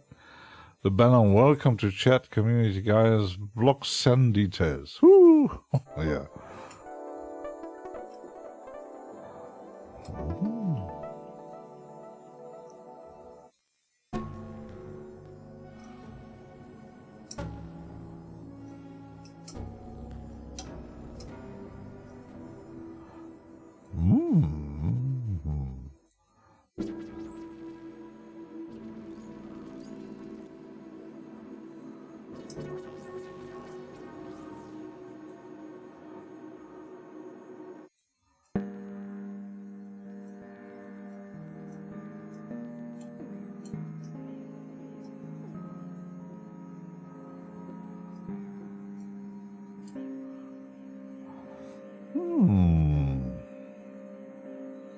That could fit well. Let's see. Where was I actually?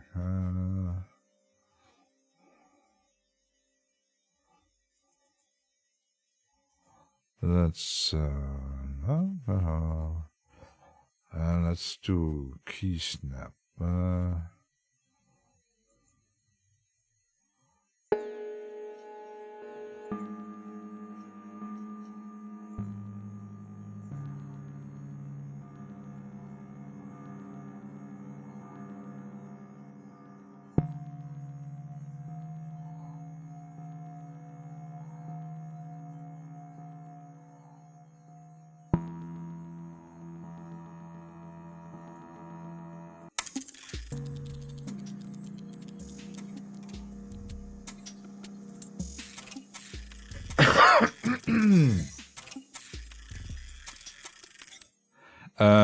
And yeah, I'm not sure. Because I don't get any money from YouTube. So ads, I don't know. I heard that even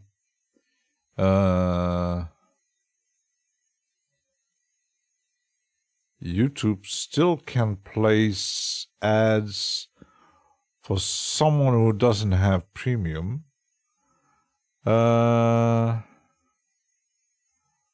But in my settings, I'm not sure. So YouTube is a commercial with content interruption.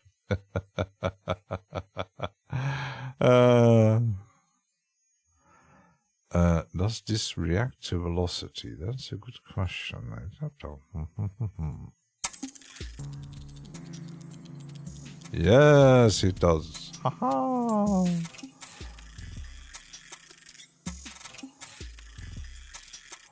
Very minimalistic sounds.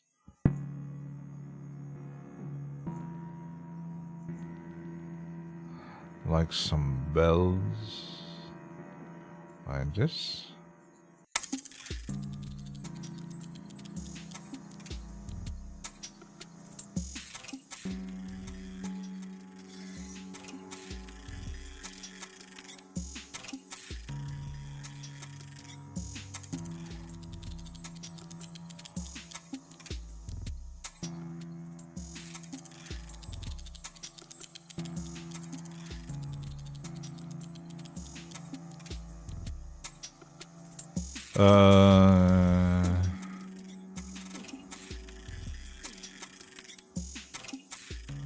Yeah, the ads thing. Let me check on my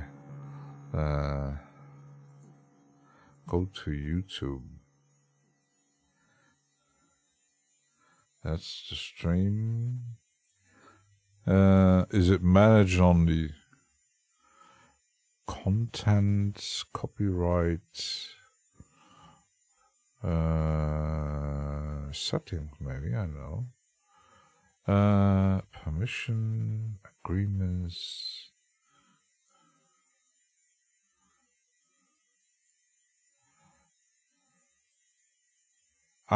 There's Google Ads account linking. Link your YouTube channel to Google Ads account. That's the link Google Ads account. Run ads based on interaction with channel videos and exit.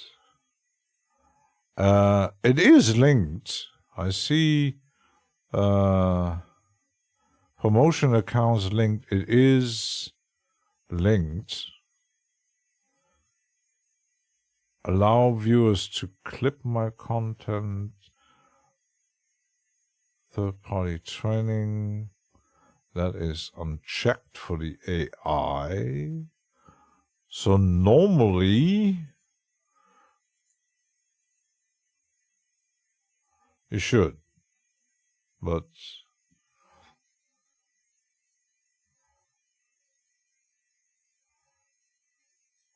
well, I'm not sure. I'm on premium anyway, so I don't get ads anywhere. Only if someone is posting a YouTube link on someone's Discord, and instead of clicking the link, I click the image and play the video in Discord, even I get ads. That is kind of because it reacts on the click probably, and it adds AI should work for them very soon. We'll be working for you. Yeah, that's another thing. Yeah, apparently there's articles because everybody, I wouldn't even say complaining because, yeah, I know, we all know already that Spotify has so many AI stuff running around, generating even revenue recently Deezer, apparently, they have like a huge percentage of music on their services that is AI generated. I don't use those services anyway, but yeah, Brave browser is good for anti-ad stuff. Yeah, of course. Or you go even more radical. You go Thor. AI work for itself and to litter itself with advertising. maybe even AI will pay itself too. Who knows? Who knows?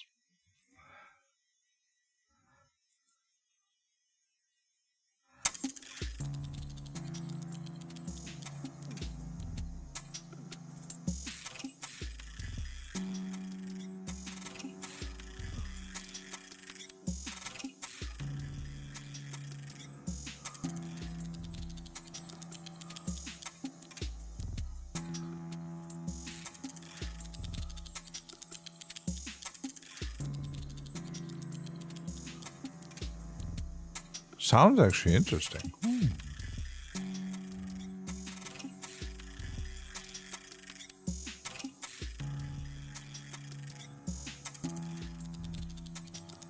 Yes. I like this.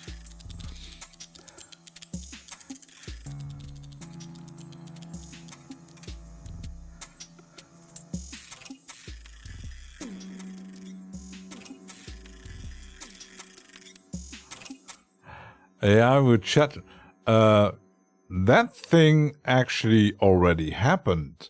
Someone loaded two AIs on two different phones and put them beside each other, and they were talking to each other.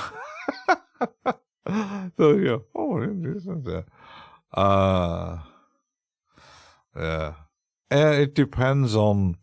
The thing is, AI, everything that humans invent, no matter what it is, it's a tool. It creates all kind of. It creates text, even a whole lot of. Can do so much things. It's still learned by stuff we did, kinda, but how far it goes and as a tool, and already people using those tools in a way that were not intended, like when the image creation things started really getting so good. First, we had the deep fakes. Someone actually making videos and go, wait a minute, really? Like, we know what they did. It's highly questionable, even kind of illegal.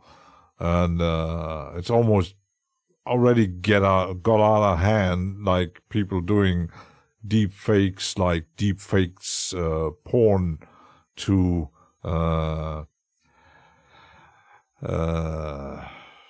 with people in it. And apparently there's in some countries they're trying to, like for example in India, someone using AI to generate like kind of ads with famous people like actors and stuff, to create ads without their permission. And these people actually trying to get wouldn't say copyright, but so they can attack those making these things in courts. But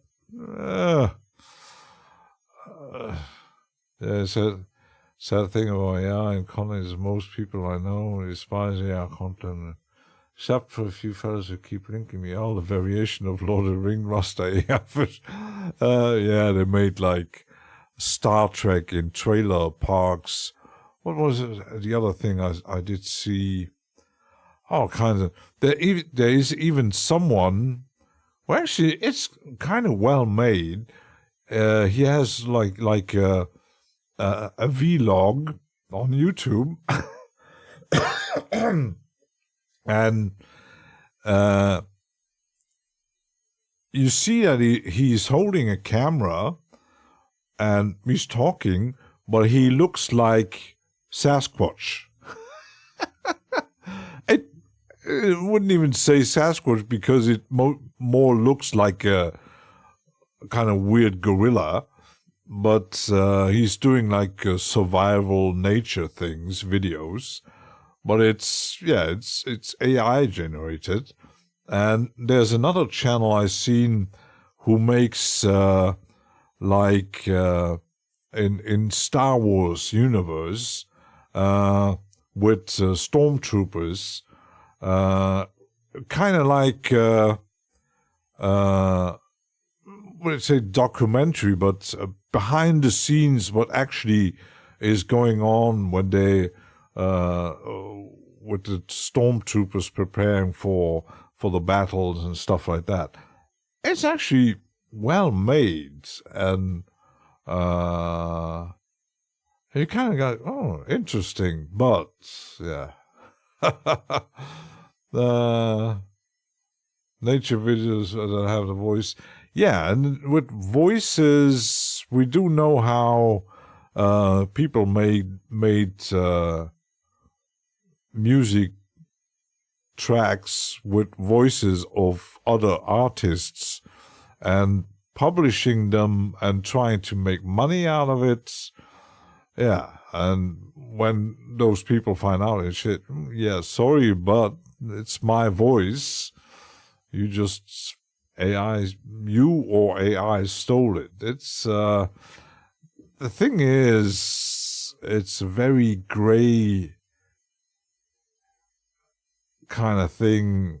What is allowed, what you can do, and people will do it anyway. Stealing, it's once some get the hands on certain tools, they will use it in most of the time illegal ways, like creating like thousands of music tracks with a certain mindset to actually make illegal money out of it. With, oh, it sounds like this and that, like Venus Theory demonstrated, to get really making really a lot of money out of it. And it's hard. Where's the legal system in here? So they should have thought first about the legal system and then inventing or publishing AI. But they will be bothered with the AI. Why did it go to work? So that the thing is, it's everywhere now. And I read an article today. There's a company developing a smartphone with an OS system that has nothing to do with Android or Apple OS, iOS. It's an OS based on AI. So you when you use such a phone, it totally adapts to your, wouldn't say needs, but it totally adapts to you. It learns from you how you, what you search, what you want, what you like, and that's already everywhere. And some corporations, even before AI was everywhere, they collected data to know how what people buy, what people do in supermarkets, and how they react to certain advertisements or very personalized advertisement, and even for the political stuff and all that crazy. It's almost, it's everywhere. AI phone, yeah. Can I still make phone call? Maybe, I don't know. Maybe you could make a phone call with the voice of Morgan Freeman. I don't know. Yeah, that's... But there's also, apparently there's some good things with AI. Was it like some really scientific things that they using AI to help create very useful things. So, but yeah, it's always how it's like you could compare it to almost everything. It's like someone buys a very fast car and some will drive carefully with it and reasonably with it, even if it's a fast car. But there are people out there who buy a fast car and drive like a crazy person, or even use a car as a weapon these days. So it's still, no matter how technology advances, the factor is human. What humans make out of it. It's like with every tool we invent, some invent certain things. It's like everything we invented, even if the wheel, whatever, if we did invent, someone comes, I could make, like, someone discovers nuclear physics, and someone can, we could make a bomb out of it and kill people with it. So, yeah, it's not it comes not from somewhere or nowhere. It's Andy. It's still we humans using those tools to, either doing good or bad. It's like, I know, for example, like the Association for Ocean, who started cleaning oceans and rivers and doing projects all over the world to clean up plastic pollution. They now using AI to organize themselves where and how to set things up to collect the trash that we humans create. So, I've never heard of anyone being killed with a tampon.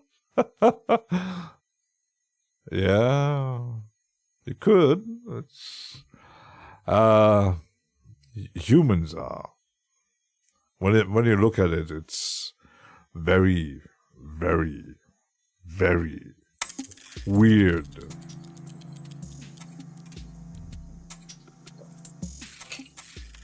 Need some cookies.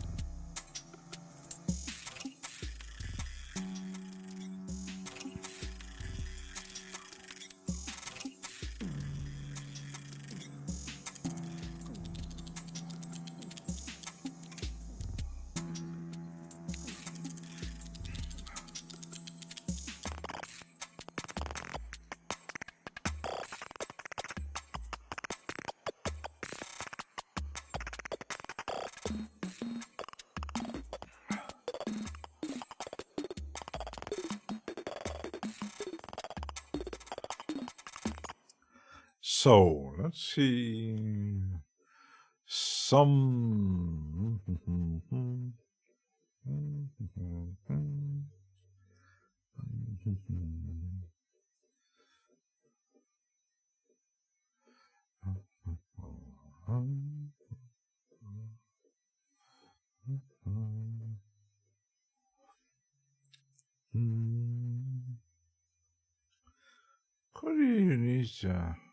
Let's use that one. There's something.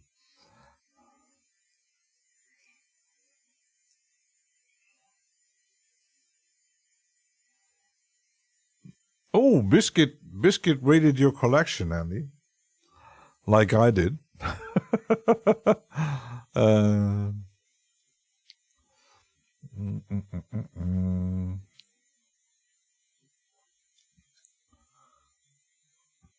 Pads. Don't we have pads? Ah, there's more pads here.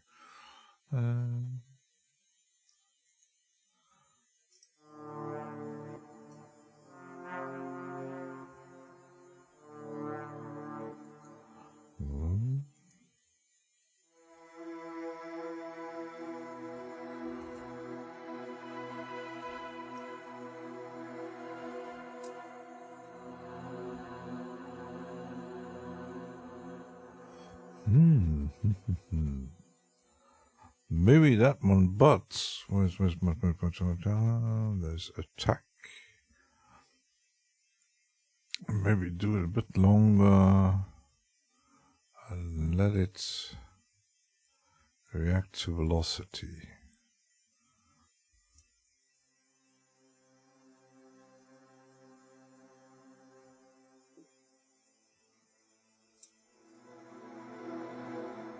Yes. Yes. Let's add this here. Oh, inverted popes is here. Where was I? Key snap.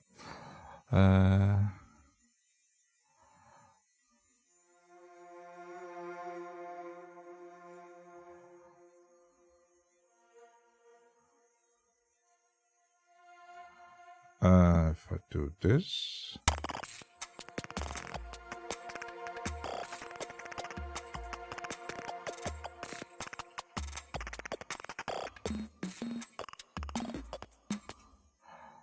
That's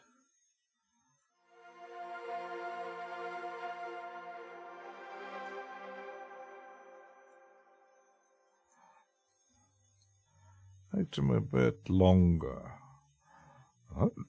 Like this.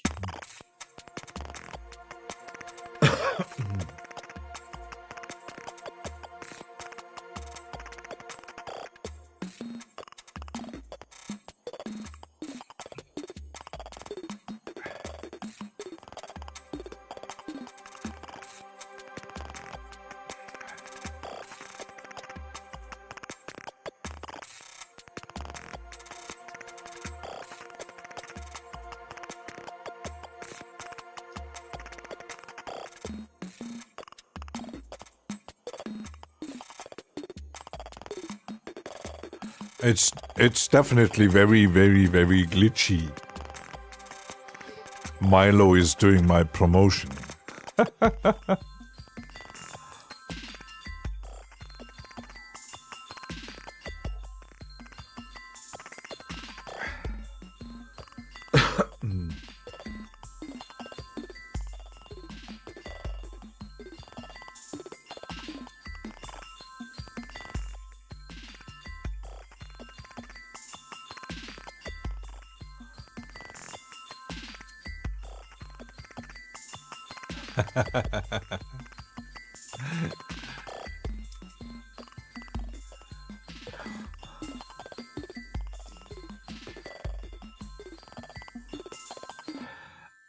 Yeah, Eddie Buzz is mentioning the thing is we all have our preferences when listening to music or making music.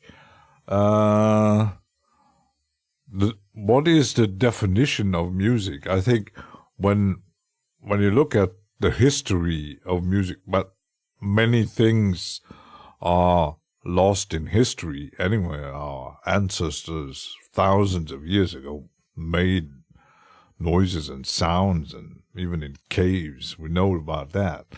But there are some people who like, for example, just the basic melodic stuff. They hear 3 chords, the basic pop music on the radio. Oh, I like that. I really like that song.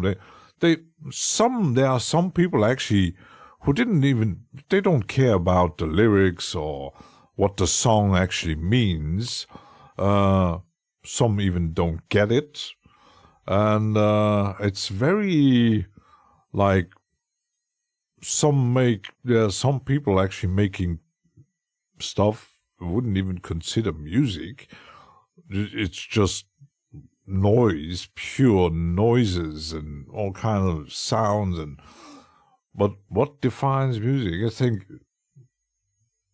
yeah.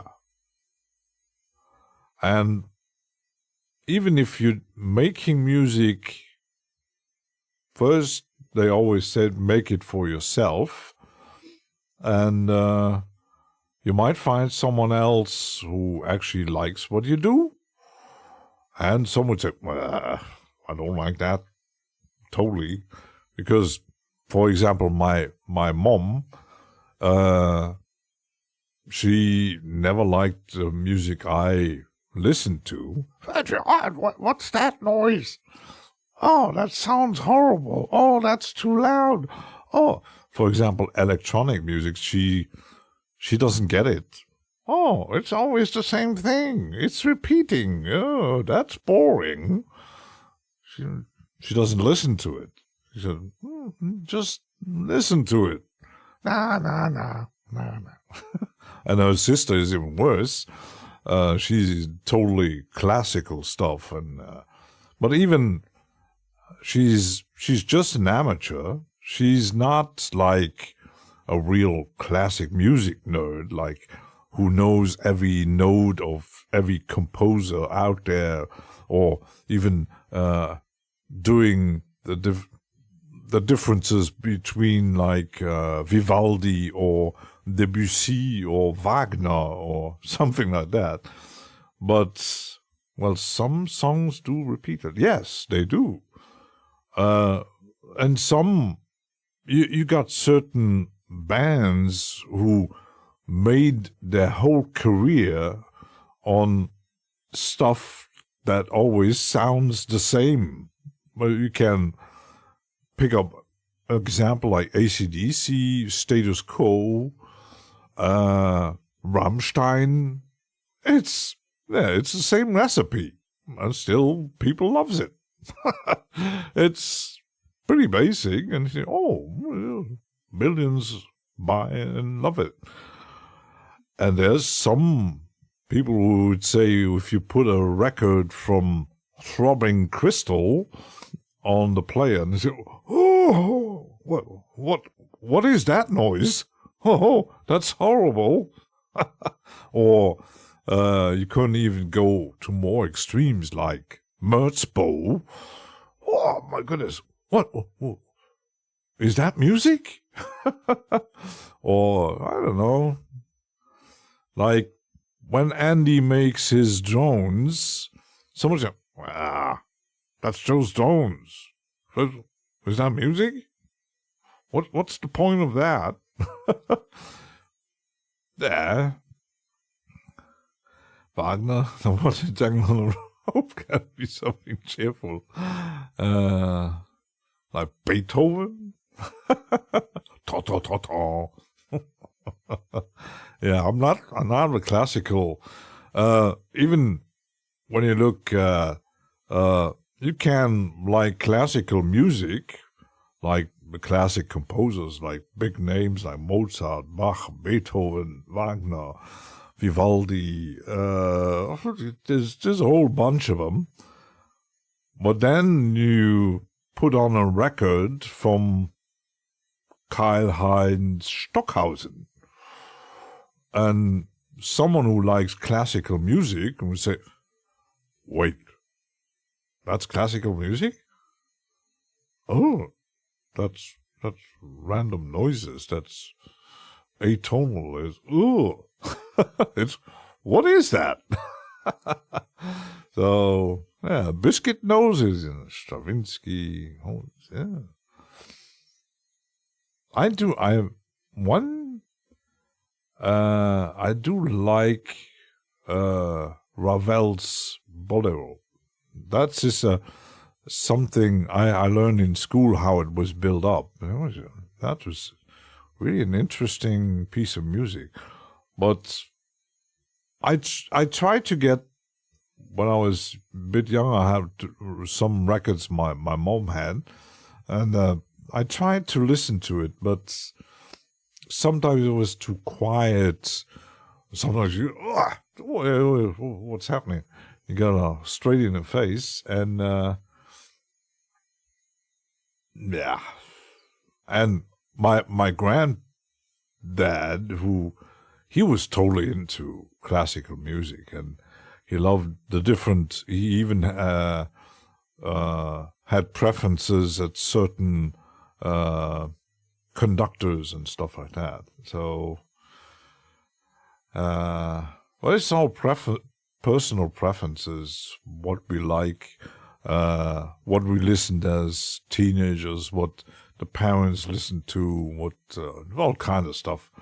And in time, you never can say, oh, I like everything. Because you do. Sometimes you get people who say, oh, what kind of music do you like? Oh, me? I like everything. And then you say, really? Yes, everything. Everything. I like everything. Then you say, oh, just wait a minute. And you put on Slayer. Oh, what's that? Oh, but you said you liked everything. Oh, but not that. Wait, it's everything. Yeah, I don't like that. That's, they screaming. That's noise. That's devil's music. So,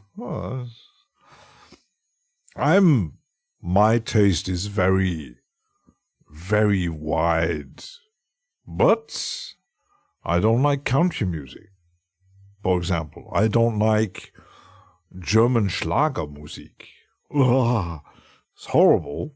I don't really like French chanson, or like even the more traditional stuff like Spanish folklore, or like how do you call that?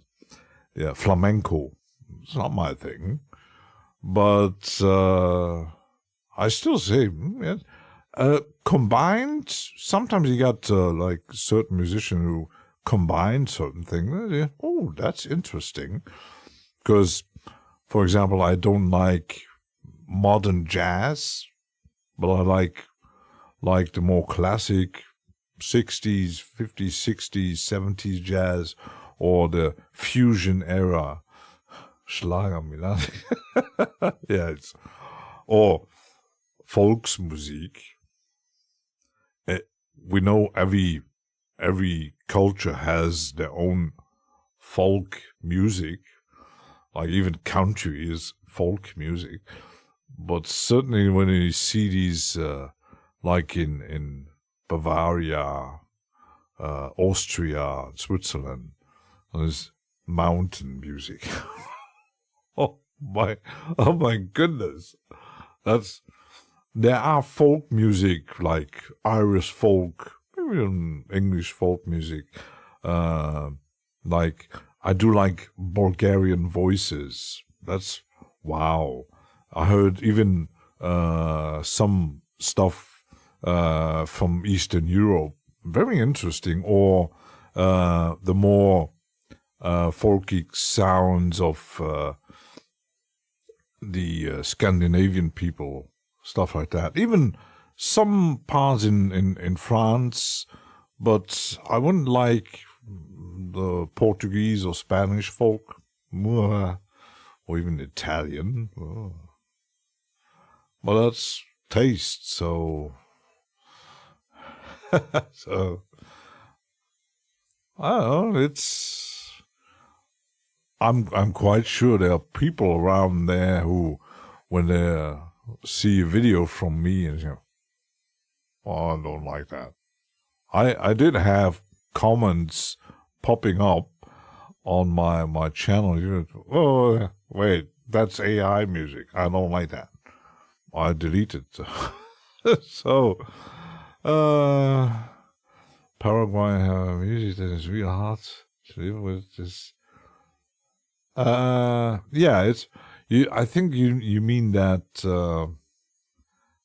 pan flute thing. Yeah, if you hear it on every corner. Yeah, it's like that traditional Mexican thing you hear in every with these bands popping up in restaurants, and that it has. It's more worst. Yeah, but yeah, every culture has ins and outs. It's like I don't really like, for example, the traditional Brazilian or stuff. It's very rhythmic. It's most of it. It's just rhythm. But Paraguay and polka. Oh my goodness! Just the word polka.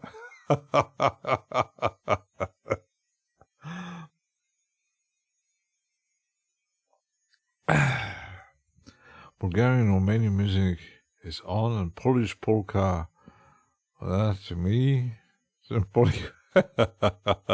yeah, but these people grow up with that stuff, and depending on actually where you live, you're so used to those things that.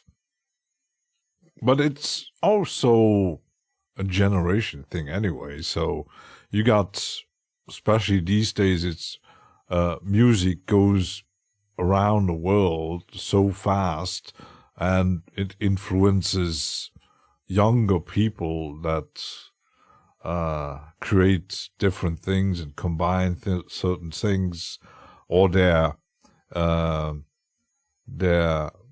local influences, and then suddenly they try to maybe get influenced by more Western stuff, or combining things. Like I really liked that metal band from Israel that actually was a band who were composed by Palestinians and Israelis. What was it called? And they had the music itself, even though it was metal, it sounded very Middle Eastern influences, and I really was a very interesting band. And you really said, "Oh, they're from that part of." Oh, interesting. But I'm not into African music, none at all. I actually, when I hear it, it's, oh my God. Even especially the more modern one. You got in France, you got a very, very strong African influence in for decades. Like there was a period where some actually called it world music, but it was more very African influenced. They had even a name for it, Zouk music, or there were certain bands actually pretty successful with it. And then they came with more modern influence, and said it sounds too basic, and they use way too much melodyne voice, treated voices, and with hip-hop influences, and kind of mixing African and hip-hop and a bit of house music and pop. It's a mixture. It doesn't get me. It actually gets on my nerves. Yeah, Paul Simon is already different. He actually used world music like Peter Gabriel used it to even played with music. I like what he did with Nusrat Ali Khan, who I actually really do like, even though I don't understand a word what he's saying or singing. I know it's very religious. He's from Pakistan, but yeah, combined with his sound is wow. Or like Indian music, certain things are and other things. I don't like Indian music in Bollywood movies, but traditional music like Ravi Shankar and stuff like that. Very interesting. Even if it's traditional, it's still interesting. But yeah, it's calling rap music is an attack on Vivaldi and Bach, which should actually lead to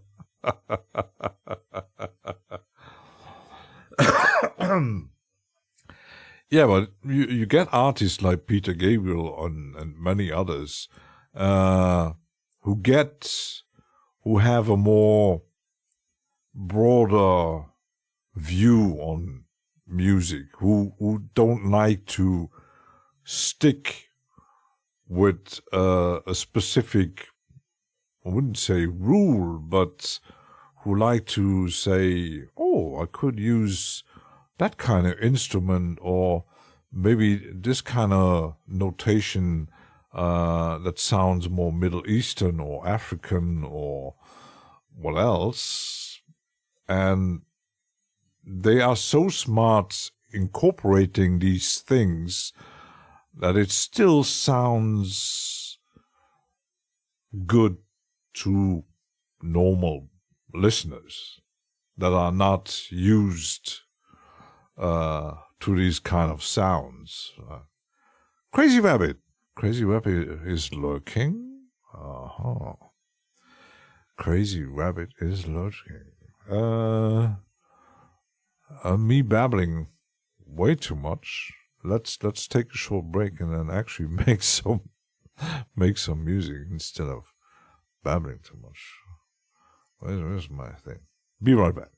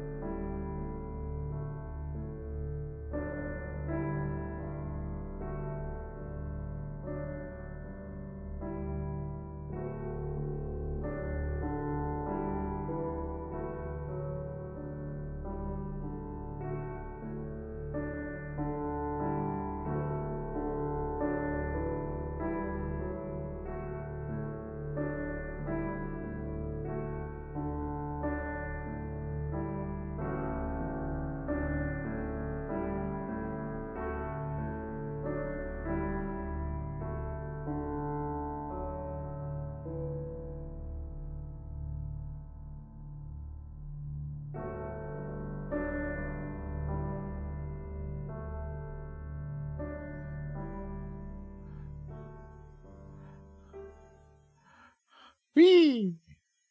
Wait.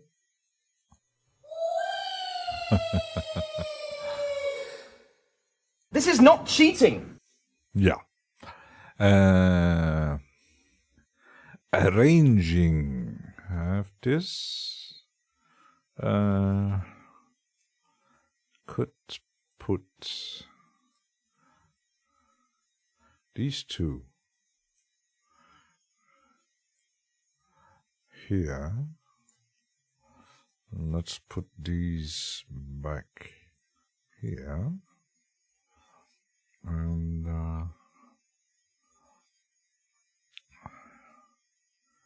maybe duplicate those around here.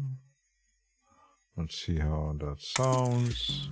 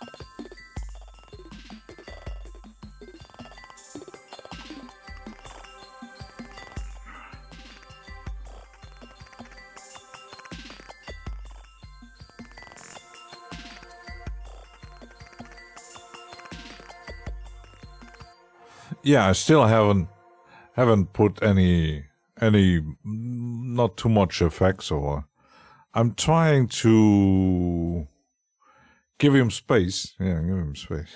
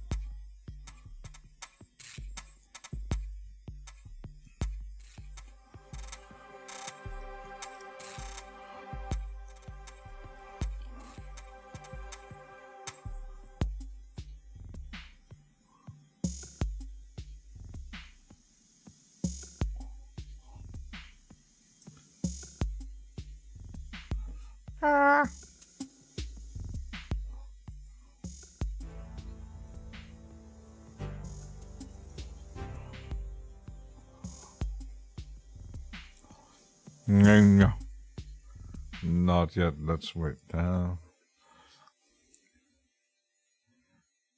Not seen Thorn being used. Was so CPU hungry. Oh, there you see. Maybe. Thorn. Not really. Even Dream Scenes used more. Maybe it depends on the. I did get it on a good price.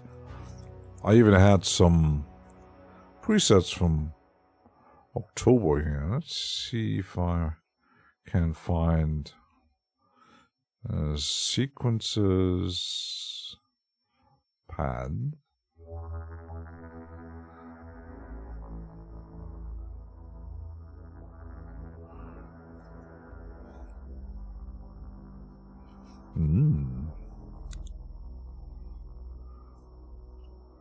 Yes.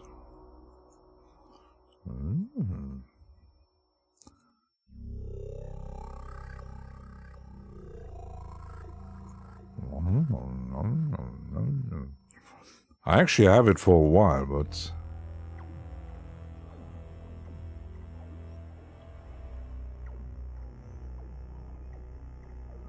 this one sounds good.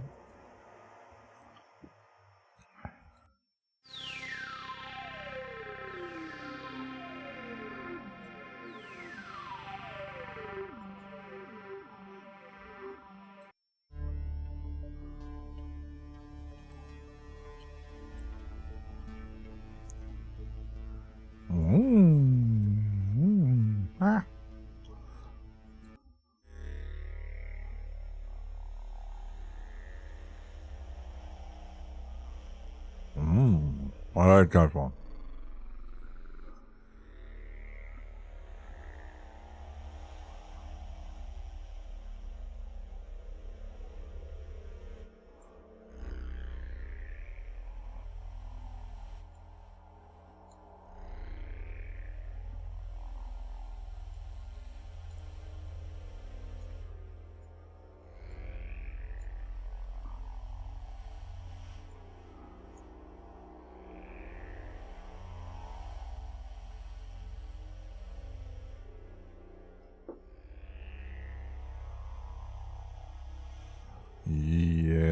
Yes. CPU, yeah, AVX2, but since Dimitri stopped selling it from his website, yeah. Yeah, I did get it on a very good. I had my. That's the downside is plug-in Alliance don't have a lot of instruments, so they had a sale on it. I said, oh, and I did see it on a few videos. It's an interesting one. I know there's another one who is kind of similar, and I know that some folks I bought presets from, I think even Vicious Antelope made presets for that one, and that one is sold on Plugin Boutique, but it's about the same price, but I can't say I have not enough synthesizer. Who actually said I don't have enough synthesizer? I need more synthesizer.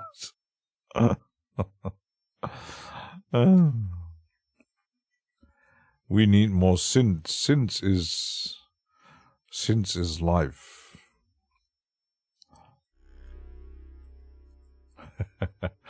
If I don't run it, you don't need much of it. Actually, yeah. But yesterday, I seen someone had posted a link from his music made in Reaper, just with stock plugins. So he probably used JS instruments and effects. I was listening to a few tracks. You put it on Bandcamp. I wouldn't actually buy this, but it was still interesting what he actually did with very basic things. But can't say I would actually buy it. The kind of stuff. I don't know. Let's make some variation a bit on that sound.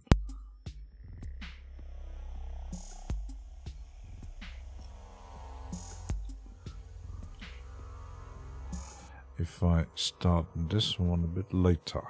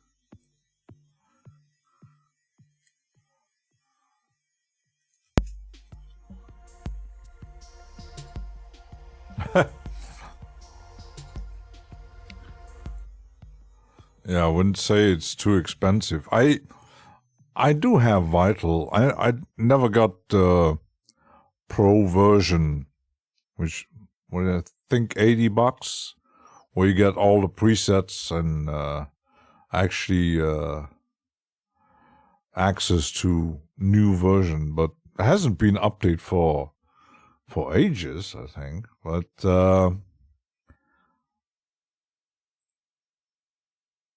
you can't say it's a bad synthesizer. And there's so many good synth plugins, either emulations or really unique. They all have their, and we all got your preferences, and some actually swear by certain.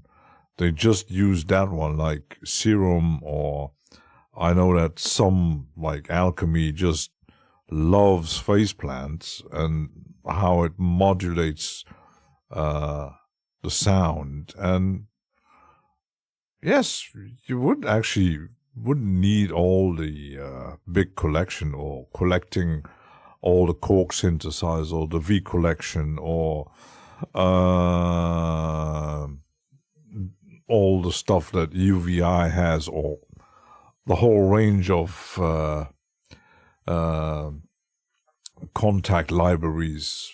That one is so huge that but retro sounds HY poly free. I mean from HY poly. And another thing, because their installer installs everything, there is from Tone Boosters. Tone Boosters made 2 synthesizers, and the price range, I think it's $29 per plugin, I think. And I just loaded the demo. I never bought them, and I said, oh, even just the presets, it's a very interesting sound for the price and stuff. So, and there's so many out there who, like, even I had it installed at some point, right? I never liked the look of it. Like Dext, if you love that Yamaha sound. And I even have Surge XT, who is a amazing synthesizer. Yeah, and Reactor. Amazing thing, but these are plugins you don't know much about it because first on YouTube you don't see a lot of people actually using Contact, yes, but other synthesizers like Reactor or Massive X, you don't see a lot of people actually using those things. And there you see that even on the YouTube music production, they all have maybe sometimes budget-wise limitations, but also personal preferences. Some actually just use that thing. One plugin for everything. Some totally like these sound designers, they buy one and they make everything in there. I'm not that good at sound design that I could use everything with Vital, but I'm huge for Contact. Yeah, I know for Reactor it's quite huge. So, but you don't see these things played by a lot of people. So why is it? Personal preferences, or for example, there was one man in his songs who made a lot of tutorial videos on Arturia synthesizers from the V collection, and some people actually asked him why. Yeah, because that's the thing I bought the V collection and I'm making the stuff I own. There's no one paid for it except myself. But on other YouTubers, we do get that they actually receive it for free or to make some kind of promotion for it. Everything I use is bought by me. I could, but ask someone, could you send me a demo of your new plugin? I could present it in my stream. I mean, it's such a small channel. Why actually would I? They probably would say, well, you got you don't even have 300 subscribers. Why would we send you our new synthesizer to test it? So, well, yeah. But I don't. It's my hobby, my pastime, my entertaining you. Okay.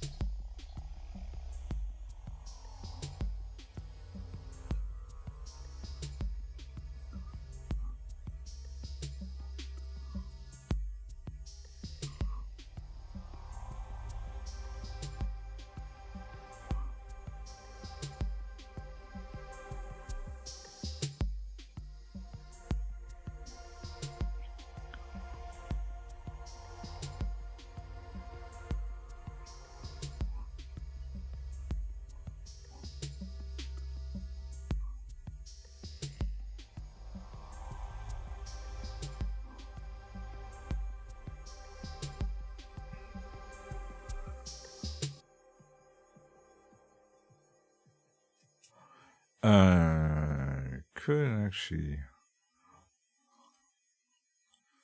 this one make it a bit longer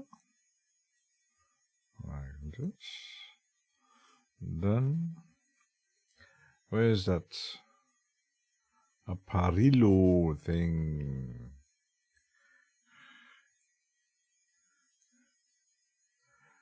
Put it here. Let's see.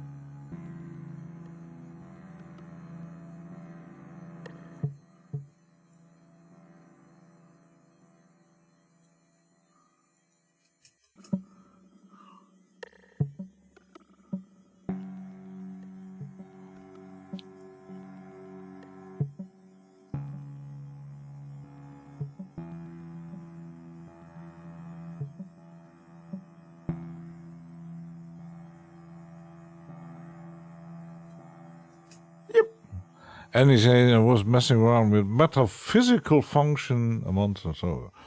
I'm all hardware. Eddie Böse is feeling inference. He got to go to work. Cheers, Eddie. Cheers, Eddie. I think I'm pretty much. I'm happy with. Sometimes you're starting an idea. And say, well, yeah, I do like where it's going, but.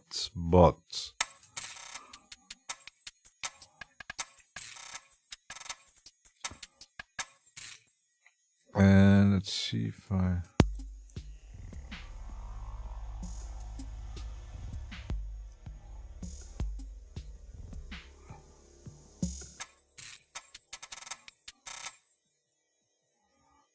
Do what's that?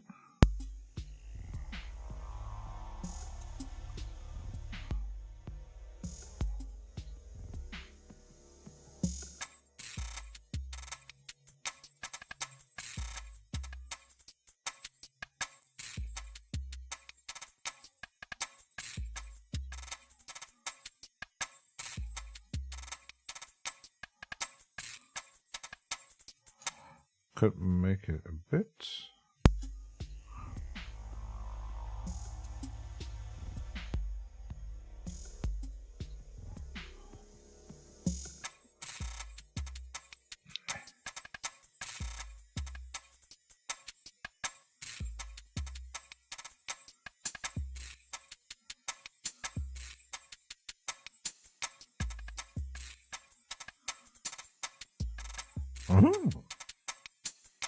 Interesting. Very interesting.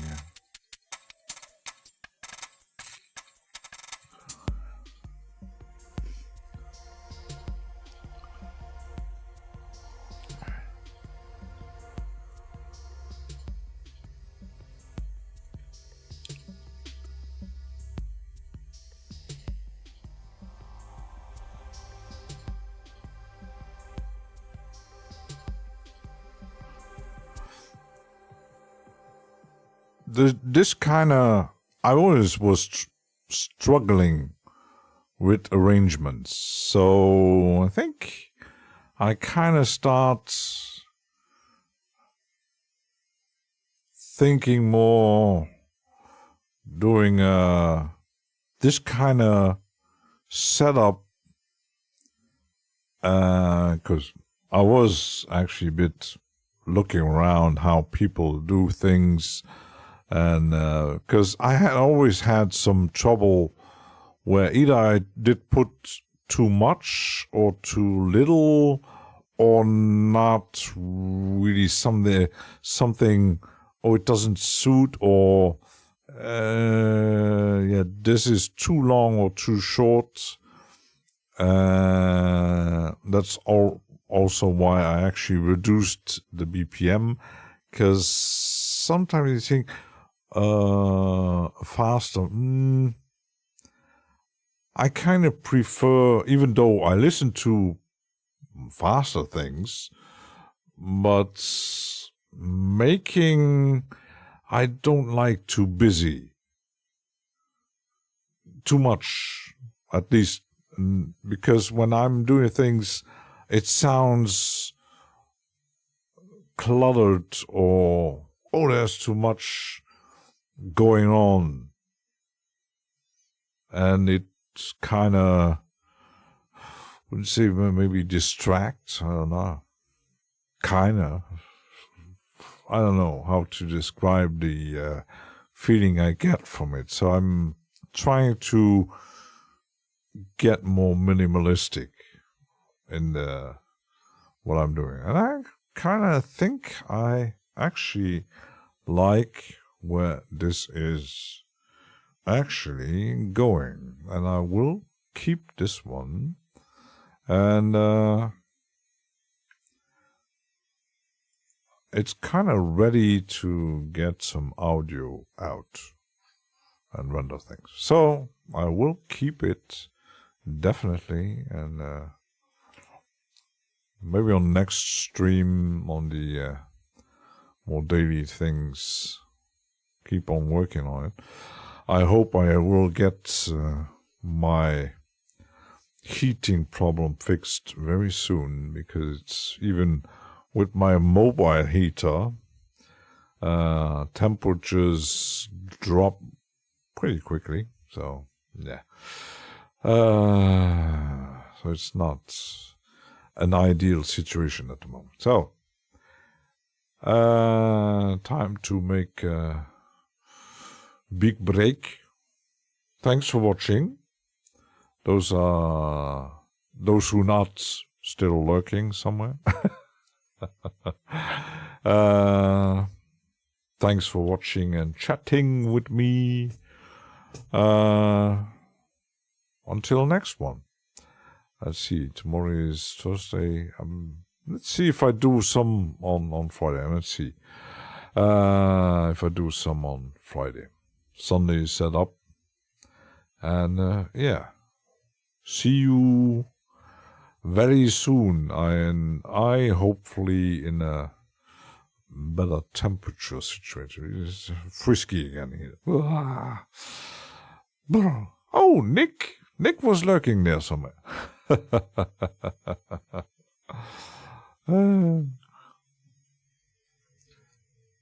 Yeah, I think if I do some on Friday, I will start mixing things here. Oh, there's Mike. Mike, you haven't heard that voice? Yeah. I haven't gotten any PC to stream. How are you doing, Mike? You're on a lunch break again? We're closing up, and Mike is popping in. Yeah. I need to make some bike videos like John does. Nah, you won't see that shit in my channel. Not yet. No. Yeah. So we're probably gonna see each other on, not 100% sure, because Friday is always kind of busy, and it always depends on if my heating problem is resolved. So see each other very soonish. Where's my...